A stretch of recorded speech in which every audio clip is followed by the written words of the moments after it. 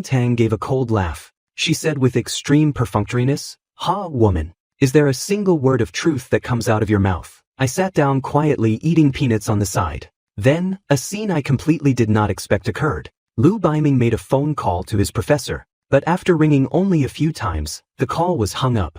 Lu Baiming could not hold on to his pride. So, under his girlfriend's increasingly strange gaze, the stubborn man gritted his teeth and initiated a video call to his professor instead. This time, the call was answered very quickly. The moment the screen lit up, an extremely impatient, elderly voice rang out. "What do you want? Are not you annoying?" Lu Baiming was startled. He hurriedly coughed respectfully. "Professor, it is me, Baiming. I heard you came to work in Donghai City, so I rushed over, hoping to treat you to a meal." On the other end, the old man flatly refused in a bad mood. "I'm very busy. Let us eat next time I am free." Saying that, he was about to hang up. Lu Baiming was left speechless, his heart feeling bitter. His professor was great in every way, except that he treated medicine like his own life. He often forgot to even eat when researching medical techniques. Seeing that the professor was about to hang up, Lu Baiming had no choice but to use his trump card, revealing the other purpose of this trip. "Professor, I plan to get married, so I wanted to bring my girlfriend to meet you." However, the professor on the video call remained silent, not even batting an eyelid. Lu Baiming knew then that the professor truly did not want to come out and socialize. He could only helplessly abandon the idea of meeting his professor. Sighing, he turned the camera around, pointing it at Su Yaoyao beside him. "Hurry and say hello." Su Yaoyao hastily composed her expression. Respectfully facing the camera, she said, "Oh, Professor. I am Baiming's girlfriend, Su Yaoyao." The professor's voice remained dismissive, clearly showing no interest in such worldly pleasantries. He just wanted to end the call as quickly as possible. But right at that moment, as the camera was moving, it briefly swept past my face as I sat opposite them drinking tea. Then, the previously disheartened Lu Baiming suddenly and clearly felt a massive shift in his professor's state on the other end. The professor became instantly agitated, his eyes widening like brass bells. He shouted urgently, "Wait, who was that just now? Why is the director with you? Turn your phone to the right. Quick, let me see who else is there." "Director, what director?" Lu Baiming looked bewildered, completely unable to make sense of the situation. He subconsciously complied anyway. "That is Ruan Tang and Su Lai, my girlfriend's friends." The professor was so excited he was incoherent. Good, excellent. Where are you? "Send me your location immediately. I am coming to find you right now." Before Lu Baiming could even react, he heard his professor turn around and roar to the people behind him. "I found where the director is. Li Shouzhong, stop researching. Gather everyone and get ready to head out." Lu Baiming was a bit stunned. Holding his phone, he froze on the spot. He could not understand why his professor's attitude had changed so rapidly, practically becoming a different person. But upon second thought, he figured it must be because the professor cared about the lifelong happiness of his prized pupil. After all, he was a member of the Lu family. Thinking of this, his heart could not help but feel warm. "Professor, do not rush. I will send you the restaurant's address right away." After hanging up, Lu Baiming could not hide the joy on his face. "I have good news for everyone. My professor is willing to come over." Su Yaoyao gave a rather perfunctory response. She did not have much good feeling toward that eccentric old man. Lu Baiming thought for a moment, then looked at me and Ruan Tang solemnly, advising us seriously. "You too, my professor has a rather eccentric temper. Not only are his medical skills superb, but his status is also extremely high. So later on, please try to speak less and eat more. Whatever you do, do not interrupt randomly, lest you upset the professor." Ruan Tang nodded obediently. She even made a gesture of zipping her lips shut. "Understood, dear. Do not worry, we absolutely won't speak out of turn." Under the table, Su Yaoyao gave her boyfriend a hard kick. "Why do not you try speaking a little less yourself? Why do you have to be so bossy?" Lu Baiming looked innocent and confused. "What did I do wrong? I am doing this for everyone's own good." He truly did not think there was anything wrong with what he said. He even felt he had phrased it quite tactfully. Su Yaoyao rolled her eyes hard, too lazy to argue with him anymore. But when she turned back to speak to Ruan Tang, she found the latter making a mysterious gesture. Lu Baiming originally thought it would take at least an hour for his professor to arrive. But in less than 20 minutes, the sound of hurried footsteps came from outside the private room door. Not only did the other party arrive, but they brought heavy gifts. More accurately, they brought a massive, dense crowd of people, completely blocking the hallway. Lu Baiming looked closely. There had to be at least 15 of them. All of them were white-haired old men and women, each owned full of vigor and possessing a powerful aura. With his sharp eyes, Lu Baiming instantly recognized many of them as absolute titans of the medical field. Figures who frequently appeared in textbooks and on the covers of top medical journals. Among them were a few old masters of traditional Chinese medicine, whom even his own incredibly arrogant grandfather would have to greet with the etiquette of a junior, and respectfully address as senior. You could safely say, these 16 people before him were the absolute top-tier elites of the medical community. They were the pillars of the nation of Hua. A mere stomp of their feet could cause earthquakes in the medical world. Lu Baiming's eyes instantly filled with hot tears. He was trembling all over with excitement. What right did I, Lu Baiming, have to deserve this? It was enough for my professor to come, but he actually mobilized so many prominent figures. What does this mean? Aside from these seniors giving face to my professor, Li Shouzhong, it also shows how much they value me as a junior.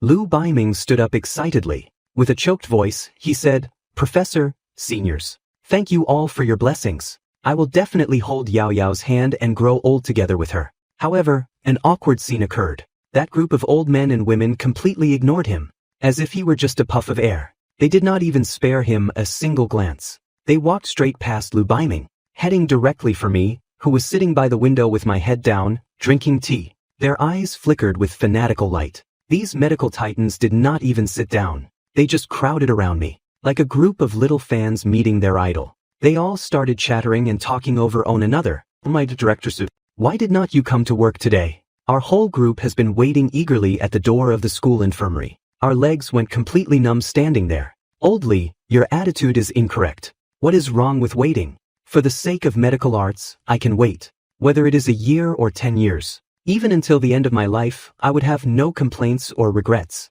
You old geezer, stop singing a high tune here. Who is it complaining about leg pain at the infirmary door just now? I heard everything. Nonsense, that definitely was not me. My body is tough and healthy. The old men continuously tore down each other's facades, completely abandoning the dignity of medical titans. The private room instantly became as noisy as a wet market. Lu Baiming was utterly dumbfounded. He stared blankly at this scene, saying weakly, Professor, seniors, did you mistake him for someone else? He is Su Lai, I am Lu Baiming. Wan Tang and Su Yaoyao were also bewildered. Blinking their large eyes, they wondered, what is going on here? Why did all these big shots make a beeline straight for Su Lai?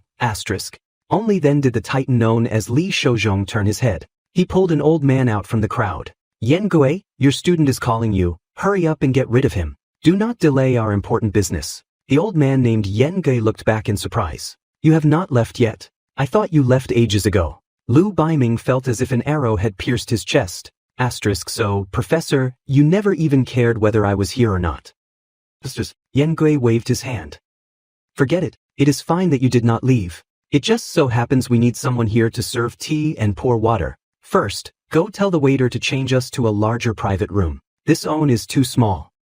We are packed like sardines. Only at this moment did Lu Baiming realize that I was the only one sitting steadily on the side, eating peanuts, with absolutely no intention of speaking. Meanwhile, his professor and the other senior medical experts were actually all standing, and standing with their backs straight, at that. It was exactly like subordinates waiting for a superior's inspection. A thought suddenly popped into Lu Baiming's mind, a thought so bold that it scared even him. Could Su Lai be the director of some national-level medical association? But that should not be the case either. What kind of big shots has not my professor seen?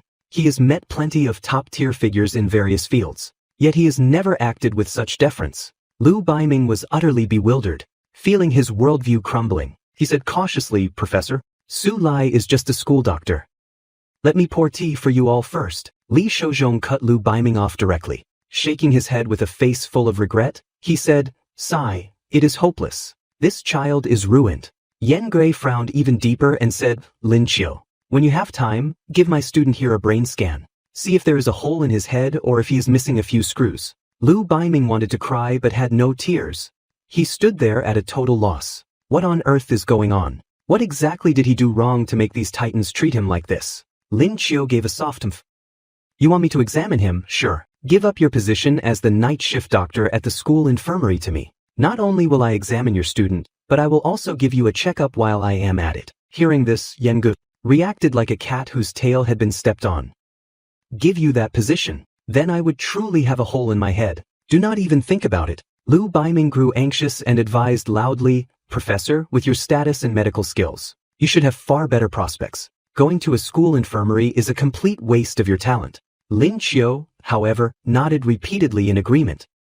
Yes, exactly right. I think your student is absolutely correct. Yengui, hurry up and give up the seat. Stop occupying the latrine without doing your business. Enough, Li Shouzhong suddenly shouted with full authority. Look at the time. Do not forget our purpose for coming to see Director Su today. The breathing of the doctors instantly hitched. The arguing stopped abruptly. Their gazes gradually grew fervent. As they looked at me in unison, Ruan Tang and Su Yaoyao were frightened by this fanatical atmosphere. They silently shifted their chairs backward.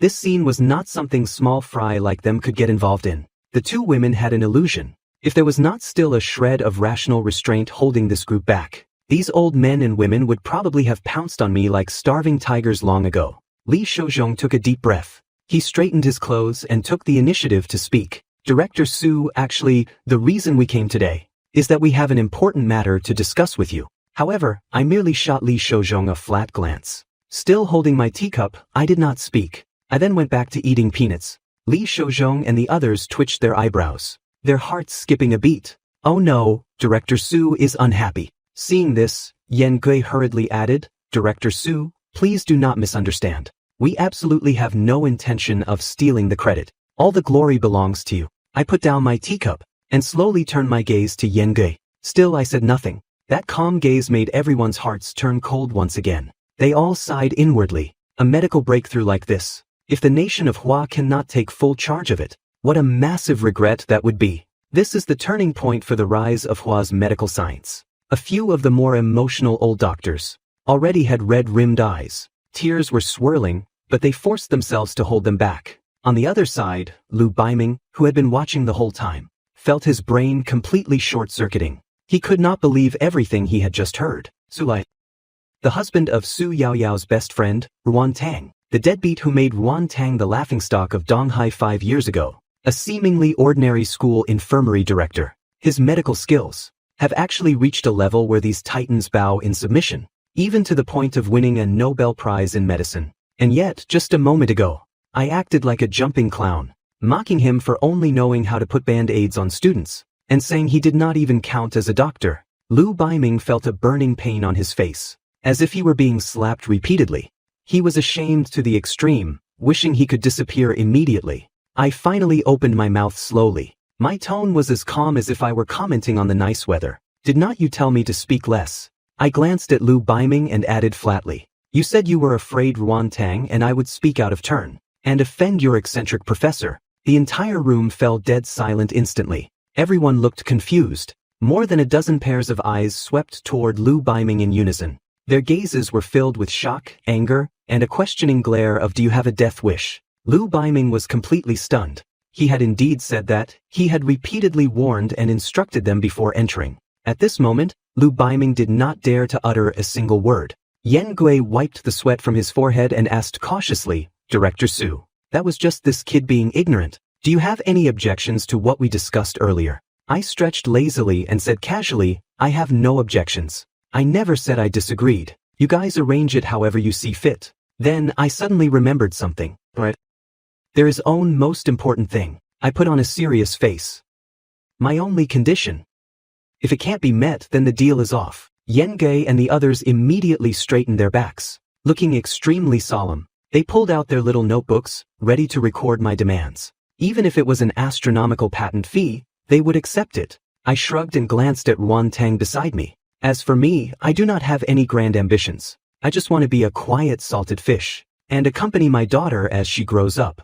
Therefore, I do not want to be famous. If you can accept this condition, then take it. If you can't, then there is nothing to discuss. I just do not want my daily life disturbed by the media. We can accept it, we definitely can. The crowd grew anxious and hurriedly agreed in unison. As long as the core technology remains in Hua, what does authorship matter? Only Lin Qiu cautiously advised, Director Su. You are too indifferent to fame and fortune. At the very least, you should put a name on it. You should also consider the honor of Dongli University. I rubbed my chin and pondered for a moment. True, since we are taking up space at the university. How about this? Make Zhou Feng and Lu Nanwei the second and third authors. As for the rest, you guys arrange it as you see fit. Lu Nanwei, Lu Baiming, hiding in the corner, was stunned again.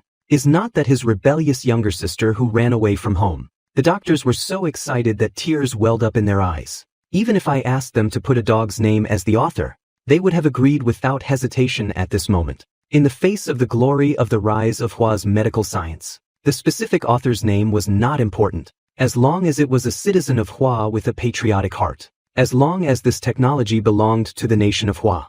Lin Qiu, doctoral advisor of neurology at Dongli University. On behalf of the nation of Hua, on behalf of all the people, and on behalf of countless medical professionals researching neurology, I thank you. The white-haired Lin Qiu, this titan who usually stood high above others, now had a face covered in tears. Her voice trembled but was resolute, as if using a lifetime's worth of strength to express her gratitude. Thank you, Su Lai. Lin Qiu choked out a sob and murmured softly once again. This time, she did not use the distant title Director Su. Instead, she called my name from the bottom of her heart. With boundless respect, I agreed to share my medical breakthrough with the top medical experts. Unexpectedly, the waitress mistook me for a cult leader preaching. She even called the police. The waitress could not understand why this group of white-haired old men and women before her would surround a young man with tears streaming down their faces, not only bowing deeply but also thanking him incessantly. Frightened out of her wits by this scene, the waitress held her breath and carefully closed the private room door. Trembling, she took out her phone, dialed the number, and called the police. About half an hour later, several police officers walked out of the private room with dark faces, obviously having confirmed this was a massive misunderstanding. They severely lectured the person who made the report. I looked at the terrified young girl before me, gently waved my hand and said, "It is no big deal. Stop scolding the poor girl. What she did was actually right." With a forgiving smile on my face, I swept my gaze over the somewhat embarrassed crowd around me, and added self-deprecatingly, "After all, our posture just now did look quite suspicious." Lin Qiu and her old friends were currently in high spirits. That kind of joy was even more intense than passing the imperial exams, or the wedding night. They completely ignored this little interlude. Facing this minor misunderstanding, these titans of the medical world naturally displayed immense tolerance. They laughed it off and expressed their understanding. Soon after, they were moved to a larger private room. After everyone took their seats in the spacious and luxurious new room, Lin Qiu, Yan Gui, and the other doctors who were usually extremely disciplined, acted completely out of character and began pouring wine. Especially Li Shouzhong, the director of the emergency department. Due to his profession, he usually did not touch a single drop of alcohol. This was not only to be responsible for himself, but more importantly, to be responsible for every patient. But on this special day today, they all made an exception. Own by own, their faces glowing red, they raised their wine glasses. With feelings of profound reverence, they continuously toasted and thanked me. Ruan Tang sat to the side, looking somewhat worried. She shot me an angry glare, and complained in a low voice, "What if someone drinks themselves to death? Why are not you stopping them?" Looking at these elderly people in their 60s and 70s, she felt incredibly anxious. After all, they were not strong and healthy young men who could just chug alcohol casually. I gently patted the back of Ruan Tang's hand and gave her a reassuring look. "Do not worry. With me here watching over them, absolutely nothing will go wrong." I looked at this group of old people with gentle eyes, thinking to myself, let these elders, who have worked hard their entire lives for the nation and its people, completely relax and rest for a moment. Taking advantage of the toasts going around, Su Yaoyao quietly tugged on Ruan Tang's sleeve and asked curiously, "Ruan Tang, who exactly is Su Lai? That is a Nobel Prize." Her heart was filled with complex emotions. Originally, she hated me to the bone, feeling that abandoning her best friend for 5 whole years was simply an inhuman thing to do. But the sudden reversal of everything that had just happened completely changed her view of me, especially when Lu Baiming told her that my research could benefit the entire world and bring light and hope to countless families plunged into darkness. Just the current research achievement alone could awaken vegetative patience. This was simply immeasurable merit. I seemed to hear their whispering. So I leaned over, looked at the two girls, and said in a flat tone but with a smile, "Me, I am just an ordinary person." Su Yaoyao's eyes widened. She lowered her voice and asked in disbelief, "An ordinary person can win a Nobel Prize. You really are a fool. Why did you give up the chance to leave your name on it?" She truly could not understand my thought process. This was a golden opportunity to become world famous. Do you have any idea how much glory this means? I turned my head to look at the woman beside me, my eyes filled with doting affection. I answered seriously, "None of that is important. My main concern is that my wife might feel inferior." Hearing this, Ruan Tang stomped hard on my foot in shy annoyance. Gritting her teeth, she smiled. "Well then, I really must thank you, sacrificing such a huge honor just for me." Feeling the pressure on the top of my foot, I did not mind it at all. Instead, I replied as if it were only natural, "It is what I should do. Doing anything for you is exactly what I should do."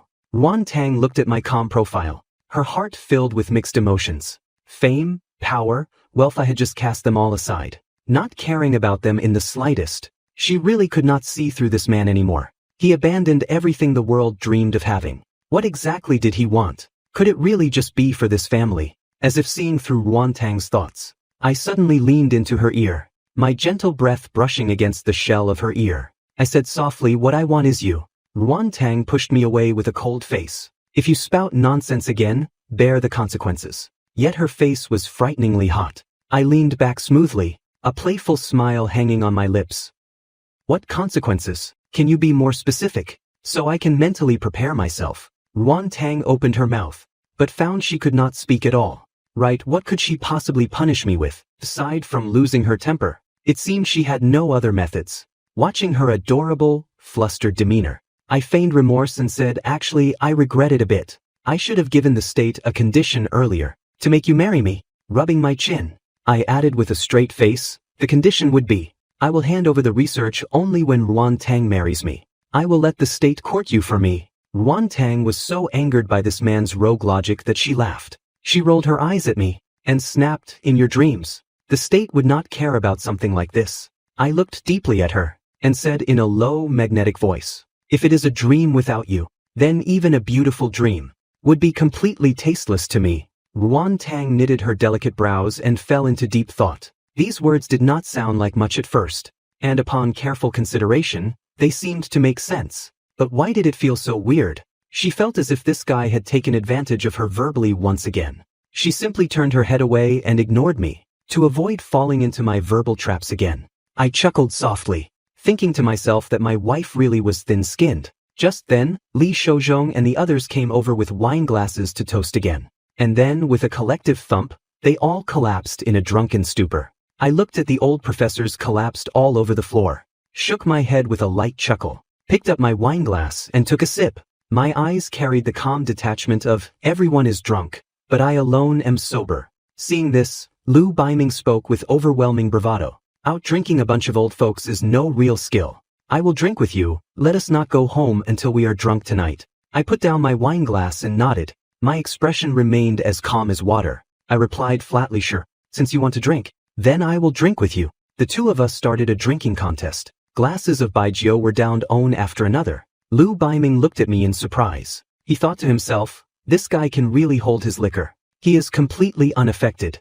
He looked at me, whose expression had not changed at all. He silently calculated in his mind. "We have already downed several pounds of baijiu. An ordinary person would have collapsed long ago. Yet this guy is still sitting upright." I swirled the empty wine glass in my hand, looking at Lu Baiming across from me, whose eyes were already glazed over. I asked, "Can you still keep going? If not, then let us call it a night." Lu Baiming curled his lip and forced himself to say, "I advise you to prepare a few plastic bags in advance. Otherwise you will throw up in the car on the way back." I am known as the wine immortal. I gave a light chuckle, and did not contradict him. Just a short half-hour later, the self-proclaimed wine immortal, Lu Baiming, was completely drunk under the table, dead to the world. In the taxi on the way home, Ruan Tang turned to look at me. "You drank so much just now. Is your body really okay?" I smiled and said, "It was not that much. To me, that little bit of wine is just like drinking water. It won't have any effect on my body at all." Ruan Tang raised an eyebrow. Clearly not believing a word I said. That was at least 5 pounds of baijiu, and you call it not much. Why do you love bragging so much? A normal person would have been sent to the hospital long ago. I said half jokingly and half seriously. I would probably need another 100 pounds to actually get drunk. This amount really is not anything. It is not even enough for me to rinse my mouth with. Ruan Tang gave a flat after hearing that, and stopped paying attention to this bragging man. She turned to look at the night scenery rushing past the window, sinking into her own thoughts. The taxi driver glanced through the rearview mirror, and could not help but sigh. You are still too young. You really do not understand a girl's heart. I raised an eyebrow, and looked at the driver's seat with some confusion. Master, what do you mean by that? How am I too young? Please enlighten me. The driver spoke with the tone of a seasoned veteran. Based on my years of experience, the girl next to you was likely prepared to let you rest your head on her lap if you were drunk. He shook his head, and said with frustration at my lack of progress, you missed a golden opportunity. At a time like this, even if you are not drunk, you have to pretend to be. Do not you know how the game is played? I fell into silence after hearing this. The atmosphere in the car instantly became a bit peculiar. Sensing that something was off, the driver stopped talking as well. The taxi drove toward Haitang Mountain in an eerily quiet atmosphere. Halfway there, I suddenly clutched my head exaggeratedly, and let out a cry of surprise. I put on a pained expression and shouted, my head is suddenly so dizzy. The world is spinning. Honey, I can't take it anymore. I need a lap pillow to rest for a bit before I can recover. Ruan Tang shot me a cold glance. She heartlessly spat out 2 words, go away. Then she turned her head to the side, completely ignoring my clumsy acting. I looked helplessly at the driver in front of me. Why is not she following your script? Has your years of experience become obsolete in this version of the world? The driver said speechlessly, I already broke the ice for you. She is shy, so of course she won't agree now. Besides, you called her thief. What kind of play are you acting out here? I turned my head and looked at Ruan Tang earnestly. The latter seemed to sense my burning gaze, and turned her head to look back. Our gazes met in the air. I proposed with a face full of sincerity. Can we pretend we did not hear what he just said? And could you ask me the question again? I feel like we could go through that routine one more time. Ruan Tang helplessly rubbed her forehead. How can this man be so thick-skinned? She said in annoyance, you are not drunk. Stop pretending. That acting just now was way too flamboyant. I hurriedly waved my hands in denial, spouting nonsense with a straight face. I am drunk, truly drunk. I am seeing double of you right now. If you do not believe me, hold up some fingers and test me. The driver could not help but chime in with a song lyric, I am beautiful. So beautiful, but he instantly felt a chill down his spine. It felt as if 2 murderous gazes were sweeping over him. He quickly shut his mouth, shrank his neck and said, you two talk, you two talk.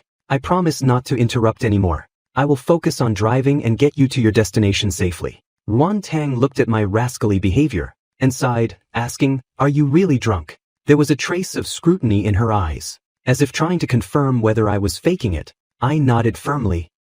More real than pure gold. I feel like the ceiling is spinning right now. I must find a soft place to lean on. Ruan Tang gave a calm but made no further move. I thought the fake drunk plan had failed. Just as I was about to give up, a hand suddenly pressed down on my head. I felt my body tilt, and following that force, I fell onto Ruan Tang's lap. The tip of my nose was instantly filled with a faint, pleasant fragrance, making my heart flutter. I was momentarily stunned, a satisfied smile curling at the corners of my mouth. Then I closed my eyes with peace of mind, savoring this rare tenderness and moment of tranquility. Under the cover of night, Donghai City's lights were colorful, shining through the car window intermittently onto Ruan Tang's face. The interplay of light and shadow made her expression hard to read. Beauty is always fleeting. It felt as if I had only closed my eyes for a short while, before the car slowly came to a stop. The driver reminded us, I can only take you this far. They do not allow cars further up. The driver said with a chuckle, are you two still coming to see the crabapple flowers this late? It is past 9 of the clock now. This place should be locked up. You won't be able to get in. I paid the fare, took Ruan Tang's hand, and said, we live here. Then, under the driver's dumbfounded gaze, we walked up the mountain step by step. The driver watched their departing backs, utterly shocked in his heart. There was only own house on that mountain, the Haitang Villa, worth 500 million yuan. These two were actually the owners. He could not help but gasp, marveling that he had actually picked up such top-tier wealthy socialites today. And he had just been teaching them how to date. Talk about teaching a fish how to swim. I pushed open the door to our home, and immediately saw our daughter, Sue, standing by the door looking sulky. Seeing her parents return, the little girl immediately opened her arms and pounced over excitedly. She cried out in a milky voice, "Daddy, Mommy." Like a bird returning to its nest, she rushed into our arms, her face overflowing with a pure and innocent smile. Ruan Tang quickly leaned over to pick up E, and gave her a kiss on her pink cheek. She asked tenderly, "Sweetie, it is so late. Why are not you in bed yet?" Sui did not say a word, only staring at Ruan Tang and me with those large, watery eyes. Her long eyelashes fluttered, and there seemed to be a trace of grievance and unease in her gaze. Ruan Lan was standing not far away, leaning against the wall with a look of despair. She said weakly, "You guys are finally back. I was almost worked to death today." She let out a yawn and complained, "Your daughter adamantly refused to sleep. She insisted on waiting at the front door for you to come home. I am handing Yi over to you now. I am going to sleep." After Ruan Lan dragged her exhausted body away, Sue leaned her head on Ruan Tang's shoulder and whispered, "I thought Daddy and Mommy did not want you anymore." V was so scared. This single sentence made both Ruan Tang and me freeze at the same time. It felt as if our hearts had been violently tugged by something. Filled with guilt and heartache, I reached out my long arms and pulled the mother and daughter into a tight embrace. I said in a low, firm voice, "Silly child. How could Daddy ever not want you?" My eyes flickered with a resolute light. "I can give up the immortal realm. I can give up my cultivation level. I can abandon everything in this world. But I will never let you go." Sue blinked her bright, large eyes, and asked innocently, "Then what about Mommy? If Daddy only wants won't Mommy be very sad too?" I laughed and tightened my arms. "Is not Daddy holding both of you together right now? Both of you are the most important people to Daddy. I can't do without either of you." Sui gave me a big, loud kiss on the cheek. She laughed happily. "Daddy, Mommy, it is so good to be your daughter." Hearing this, Ruan Tang inexplicably felt a sting in her nose and her eyes grew misty. She could not help but hug the daughter in her arms tighter, secretly vowing in her heart to protect all of this. She told herself inwardly that this time, she would never let anyone take E away again, even if she had to stake her own life, to ensure her daughter's safety. Deep in the night by the sea, Tan Chang stood alone in a lonely pavilion, letting the biting sea breeze beat against his body. At this moment, however, he felt his Tao heart become crystal clear. He bowed respectfully toward the void. "Senior Flower Fairy, I know you must be observing me from the shadows, though we have never met. Tan expresses his gratitude to you. If you truly wish to strike at the Jiang family, Tan will certainly assist with all his might, even if it means being smashed to pieces. I must repay your kindness and the favor of your teachings." Inside Haitang Villa, I stood by the window on the second floor, looking at the silhouette by the distant sea with a hesitant expression. There was not a soul within miles of Tan Chang. Who was he talking to? Moreover, this act of talking to himself and bowing to thin air was not happening for the first time. I could not help but wonder if Tan Chang had schizophrenia. In my doubt, I released my divine sense to scan him, and my expression became even more puzzled. Aside from having a shorter lifespan, his body and mind were perfectly fine. "How strange. Why did you stop the story?" Ruan Tang shot me a confused look. Tonight was bedtime story time as usual. Why had I suddenly stopped? "Daddy?" Sue also poked her little head out from the covers. She called out adorably, "He wants to hear the story. I want to hear the story of Qing Feng Venerable." I withdrew my gaze and turned back to the bedside. Coming, I continued narrating the tale of Qing Feng Venerable. Before long, Sue fell asleep to the sound of the story. I looked at my sleeping daughter and asked softly, "She is asleep. Do you still want to listen?" Only the bedside lamp was lit in the room, creating a warm and cozy atmosphere. Under the dim, yellow light, Ruan Tang sat up and asked with a strange expression, "Why would not I? I think it is quite interesting." "You have not finished yet." The corners of my mouth curled up slightly. I sat on the edge of the bed and whispered, "Actually, we could take advantage of this beautiful night to do something more meaningful." Ruan Tang felt her heart skip a beat. Her hands gripped the corner of the quilt tightly. She stuttered nervously, What do you want to do?" "I am warning you, he is right here." But Ruan Tang did not have time to react at all. She could only watch helplessly as I drew closer. A surge of inexplicable palpitations seemed to make her stop thinking. She subconsciously closed her eyes. Her long eyelashes trembled slightly, like the wings of a startled butterfly, silently revealing the apprehension and expectation in her heart. However, after a long moment passed, the scene Ruan Tang anticipated did not happen. She opened her eyes in confusion, only to see my face right in front of her. I leaned in close and said with an extremely serious and solemn expression, "I see that you have an extraordinary constitution and innate talent. Why do not I teach you the path to immortality tonight?" The room fell into a deathly silence. Ruan Tang looked at the dead serious man before her, feeling as if a stampede of 1,000 beasts were charging through her heart. My eyes seemed to hold the sun, moon, and stars, filled with a lethal attraction. But Ruan Tang wished she could slap him right now, and then slap herself. What on earth was she expecting just now? To actually think this clueless blockhead was going to kiss her. Ruan Tang pinched herself hard and said coldly, "Get out." I had not realized the severity of the situation yet. Continuing to advise her, "The moon is bright and the stars are few. Tonight, the spiritual energy is easiest to absorb. It is truly suitable for cultivation. Do not miss this chance. Get out." Ruan Tang grew even more annoyed, her face turning red like a ripe apple. "Cultivate immortality, cultivate your big head." She grabbed the pillow behind her and hurled it at me with force. "Fine, no cultivation then." "Why the violence?" I nimbly dodged backward and caught the pillow, then suddenly froze. I asked tentatively, "Wait. You did not think I was going to kiss you, did you?" "I did not." Ruan Tang bristled like a cat whose tail had been stepped on. She denied it flatly. I realized then. "I am sorry, I did not realize you were thinking that." I quickly put the pillow down, adopting a cooperative stance. "Then let us start over. I won't mention immortality.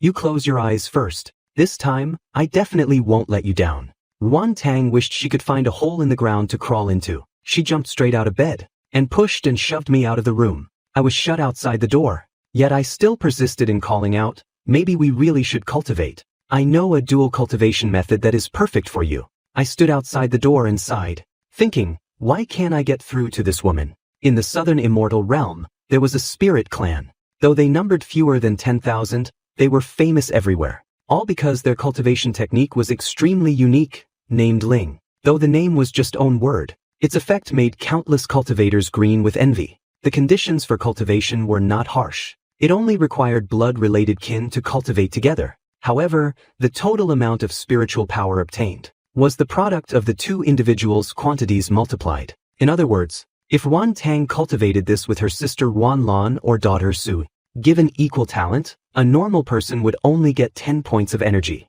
But under the magical effect of the Ling technique, Ruan Tang and the other person would both gain 20 points. If a normal person got 100, they would get 200. The higher the realm, the greater the benefit. To put it another way, as long as own person worked hard at cultivating, the other, even if they spent all day eating, playing, and sleeping, would still see their realm increase. I let out a sigh, turned back to my room, and prepared to continue my meditation. But I had barely sat down when the door was pushed open a tiny crack. A suspicious silhouette slipped through the gap. I opened my eyes slightly, recognizing the person by the moonlight. A smile could not help but curl onto my lips. Ruan Lan's small figure carefully closed the door, looking at the pitch-black room. Those lively eyes darted around in the darkness. Ruan Lan felt her way toward the bed on tiptoe, reaching out her small hand to feel the covers, but found no own. She froze in place, utterly confused. Listening to the noise, I could not hold it in any longer. My voice suddenly drifted out from by the window, breaking the silence with a hint of playfulness. "What are you doing?" Ruan Lan was already on edge, and was scared out of her wits by the sudden sound. She could not help but scream, "Ghost." I shook my head helplessly and turned on the room lights, thinking to myself, fortunately, this room is soundproofed. Otherwise, this would be impossible to explain in the middle of the night. As the lights came on, Ruan Lan finally saw it was me. Her face instantly flushed as she shouted angrily, "Brother-in-law, you scared me on purpose." I raised an eyebrow. Looking at the exasperated sister-in-law, I asked unhurriedly, "If I remember correctly, this is my room. What are you doing here in the middle of the night?" Ruan Lan became a bit sheepish. After stammering for a while, she finally said embarrassed, "I have something I want you to help me with," but I was shy. My sister-in-law came looking for my help in the middle of the night. Hearing her words, my expression instantly turned serious, and I shrank back. "Ruan Lan, please conduct yourself with dignity. Ruan Lan's head was full of question marks. She was just too hungry to sleep and wanted me to make her a late-night snack. Hearing my words, her face darkened instantly. I am hungry, go cook some food. I curled my lip and refused without hesitation. I have to be responsible to my future brother-in-law. I can't feed you into a pig. Hurry back to sleep. A row of black lines instantly appeared on Ruan Lan's forehead. She gave a huffy snort and stubbornly planted herself in my room. Then I'm not leaving. I looked at my sister-in-law monopolizing my bed, my face turning dark. I asked in a deep voice, "What are you doing? Get up quickly. Your sister is about to come in." Ruan Lan lay lazily on the bed with her eyes closed, looking exactly like a dead pig unafraid of boiling water. I'm already asleep. I can't hear a word you are saying. I looked at this girl, who was a college sophomore but still acting like a child. With a serious expression, I warned her again, "Hurry up and get up. Your sister is really coming." Ruan Lan grunted twice, completely disbelieving me. She said confidently, "Stop trying to trick me. My sister never comes into your room. It has been like that since we were kids." I looked toward the door with a peculiar look in my eyes. I emphasized once again, "She is really here. I never trick people." "You still have time to run," Ruan Lan said loudly. "What kind of storms has not I, Ruan Lan, seen? You think this childish trick can fool me? Either cook for me, or I will just keep staying here." I glanced at my wife, who was already standing at the silently open door. I asked slowly, "Are not you afraid she will find out you are here?" Ruan Lan completely failed to notice the anomaly behind her. She continued to speak shamelessly. "If I was afraid, I would not have come. I am just going to stay here and see what you can do about it." I shrugged helplessly and stopped talking, thinking to myself, "You brought this upon yourself. I did my absolute best to warn you. You just refused to believe it." After Ruan Lan finished speaking, she suddenly felt the temperature in the room plummet. A cold wind sent a chill down the back of her neck. Her expression instantly turned blank. Mechanically, she looked toward the door. Ruan Lan turned her head incredibly stiffly, and saw her sister standing at the door with a face as cold as frost. She gritted her teeth, glaring at me, and roared in a low voice, "Su Lai, you set me up." I spread my hands with a look of complete innocence. "I have been telling the truth the whole time. It is your own fault for not believing me. You can't blame me." Covering her face, Ruan Lan tried to slip away along the wall. She muttered softly, "You can't see me. You can't see me." Ruan Tang stood at the door with an ugly expression. She had originally come to discuss something with me, only to open the door and see her sister. She reached out and grabbed her sister by the scruff of the neck. "Since when did this start?" Caught by the scruff of destiny, Ruan Lan forced a smile that looked worse than crying. "Sis, this is a misunderstanding. Brother-in-law, hurry up and help me explain." Watching this scene, I shook my head slightly. With an expression of being utterly unable to help, I said, "Paper cannot wrap fire. Since the matter has been exposed, there is no way to cover it up." Ruan Lan clearly felt her sister's murderous aura growing heavier and heavier. Terrified, she cried out aggrievedly, "I was wrong, brother-in-law. I should not have stayed here to force you to cook. Help me what?" I looked at my sister-in-law, who was on the verge of tears from fright. Suddenly, I sighed with pointed meaning. "It seems the house has not been cleaned very well lately." Hearing this, Ruan Lan cursed me inwardly for being inhumane. But in order to survive, she could only grit her teeth and say, "From now on, I will sweep and mop the floors. Is that enough?" Taking a mile when given an inch, I continued to press. "What about the dishes? There are so many dishes and chopsticks at home. You can't possibly expect your hard-working sister to wash them, can you?" Ruan Lan shouted indignantly, "I will wash them, except for cooking. I won't let you or your wife lift a single finger. Are you satisfied now, you jerk?" I nodded in satisfaction, looked at my wife, and said, "All right, since she has achieved such self-awareness. Honey, just let her off this time." Ruan Tang kept a cold face and remained silent. I quickly explained the whole story from beginning to end, repeatedly declaring my innocence, and assuring her there was absolutely no illicit affair.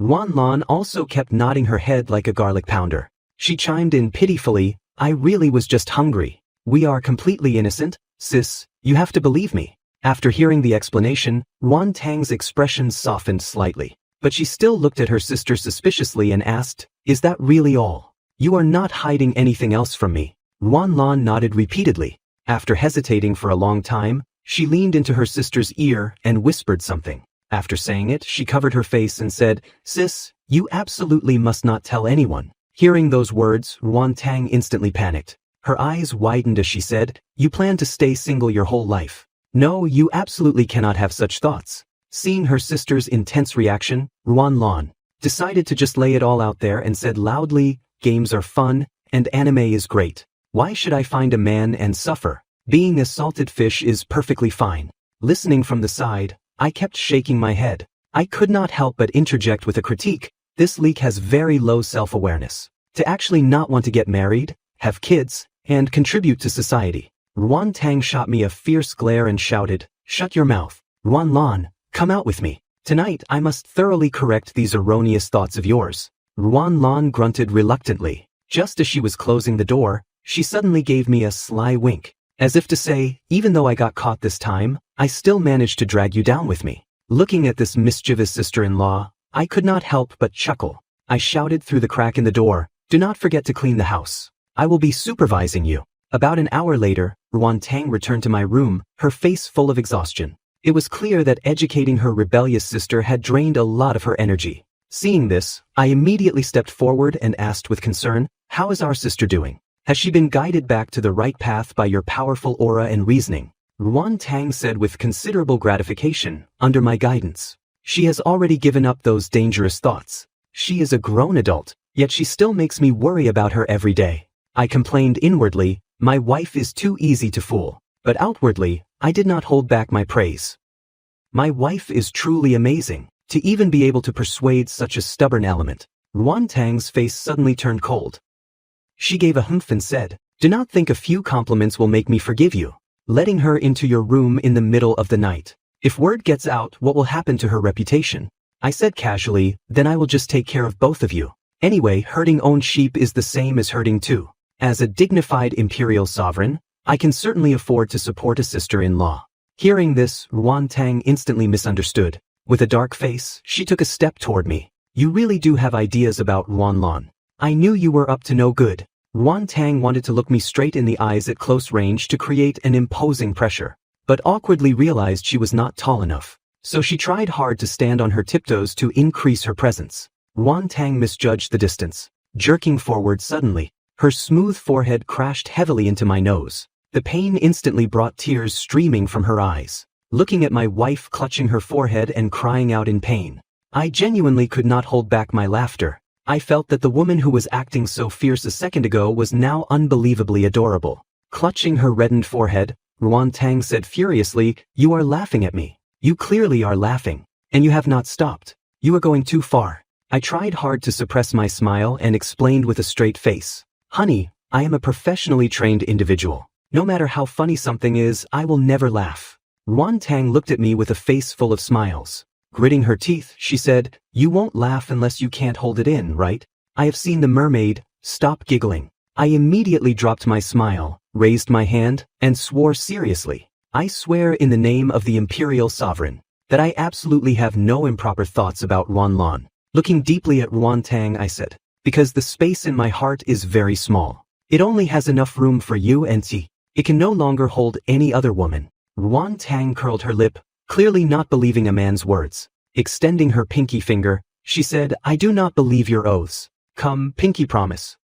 "No changing for 100 years. I looked at that slender pinky finger and froze slightly. I sighed inwardly. 100 years is a lifetime for a mortal. But to me, it is merely the snap of a finger. To make my wife happy, I still reached out my pinky and hooked it with hers. But in my heart, I silently extended this own 100-year limit to 1,000,000 years. After making the pinky promise, Ruan Tang's expression improved significantly. She said softly, "Actually, I came to you earlier because I had a favor to ask. Are your medical skills very advanced?" My interest was piqued and I asked, "Tell me."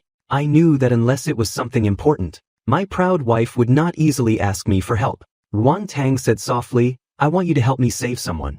But saving her might bring you some trouble." So I was a bit hesitant. I gave a carefree laugh and said, "What a coincidence. I am least afraid of trouble. Since you are the one asking. Even if the king of hell wants her life, I will snatch her back." Ruan Tang said with immense relief, "She saved my life in the past. I have always wanted to repay this favor. Regardless of whether you can cure her or not, I thank you in advance." The next day, after taking my daughter to kindergarten, I headed to the Dongli University infirmary. Pushing open the door, I found it already packed with Li Shouzhong and the other senior experts. Li Shouzhong and the group of old men and women looked at me with incredibly fervent eyes. Their attitude was as respectful as if they had met the god of medicine. They greeted in unison, "Good morning, Mr.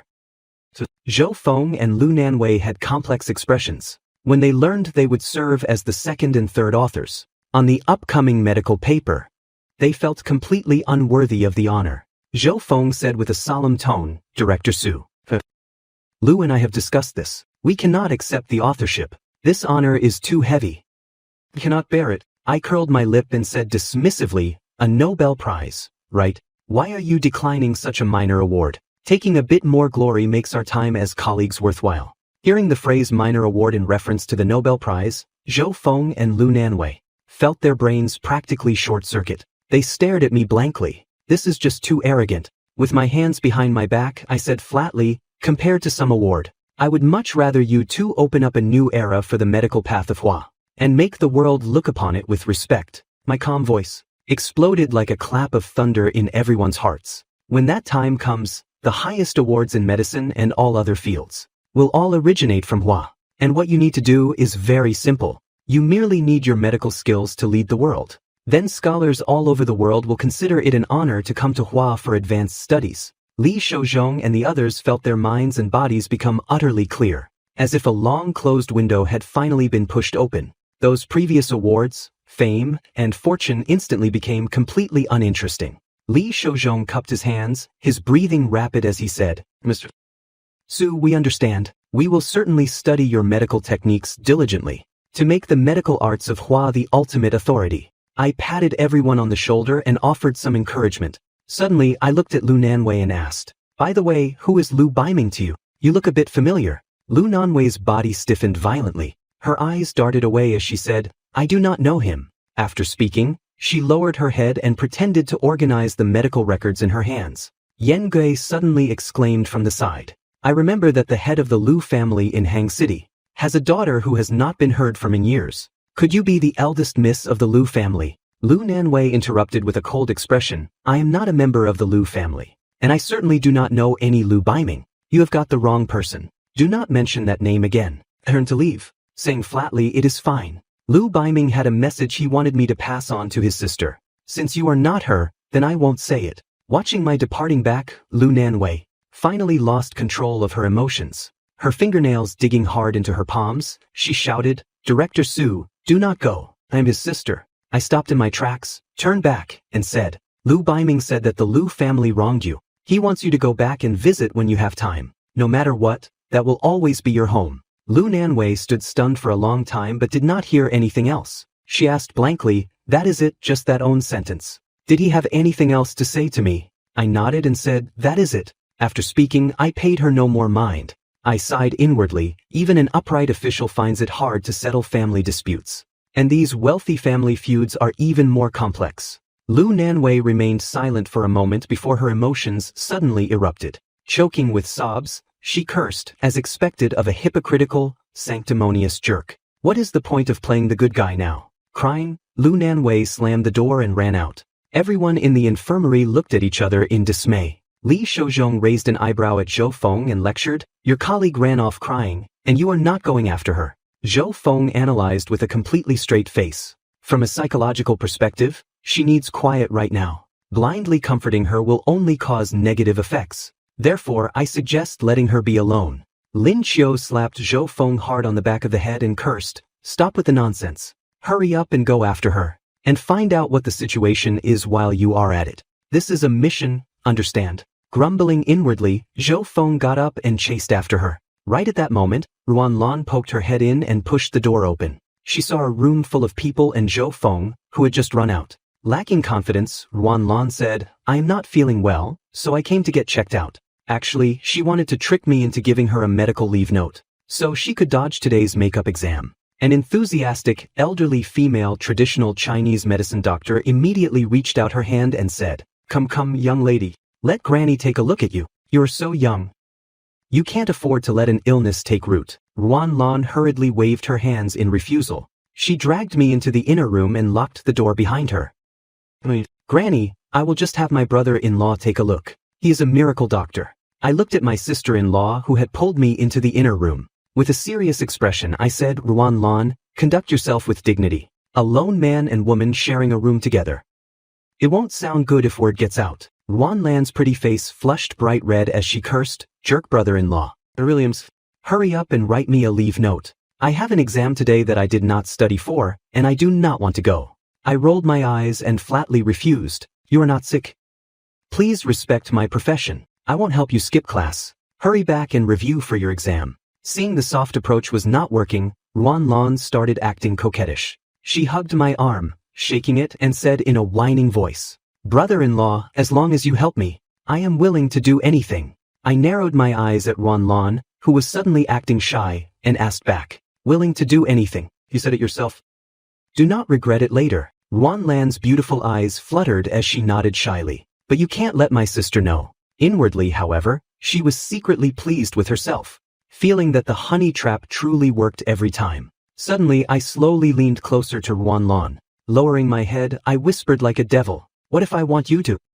I dragged out my magnetic voice. Ruan Lan's heart pounded wildly, thinking I was actually going to make a move. Although shocked, she stealthily turned on her phone's audio recorder, planning to keep this as blackmail material. Looking at her rapidly shifting expressions, I teasingly completed the second half of my sentence. What if I want you to go back and continue with your exam? Are you willing to do that? Ruan Lan froze instantly. She asked in disbelief. Say that again. I think I just had an auditory hallucination. What did you say you wanted me to do? I repeated, what if I want you to go back and continue with your exam? Seeing Ruan Lan's expression, which looked as if she had swallowed a fly, I felt a surge of amusement. Ruan Lan felt that both her intelligence and her charm had been severely insulted. She yelled frantically, then what did I even come to you for a note for? And what was the point of using a honey trap?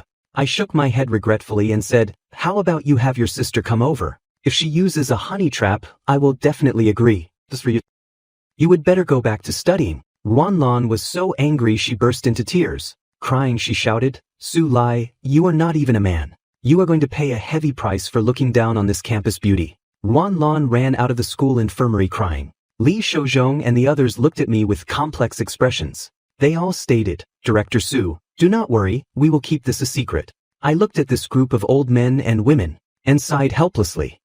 She is my sister-in-law. You people are truly hopeless. 15 minutes later, Ruan Lan was walking huffily down the corridor, when she was stopped by Zhao Sisi, who was beside her. Zhao Sisi advised softly, this is not a good idea, is it? Ruan Lan glared and said, did not you say you were going to help me vent my anger? Zhao Sisi, do you also think that jerk Su Lai did the right thing?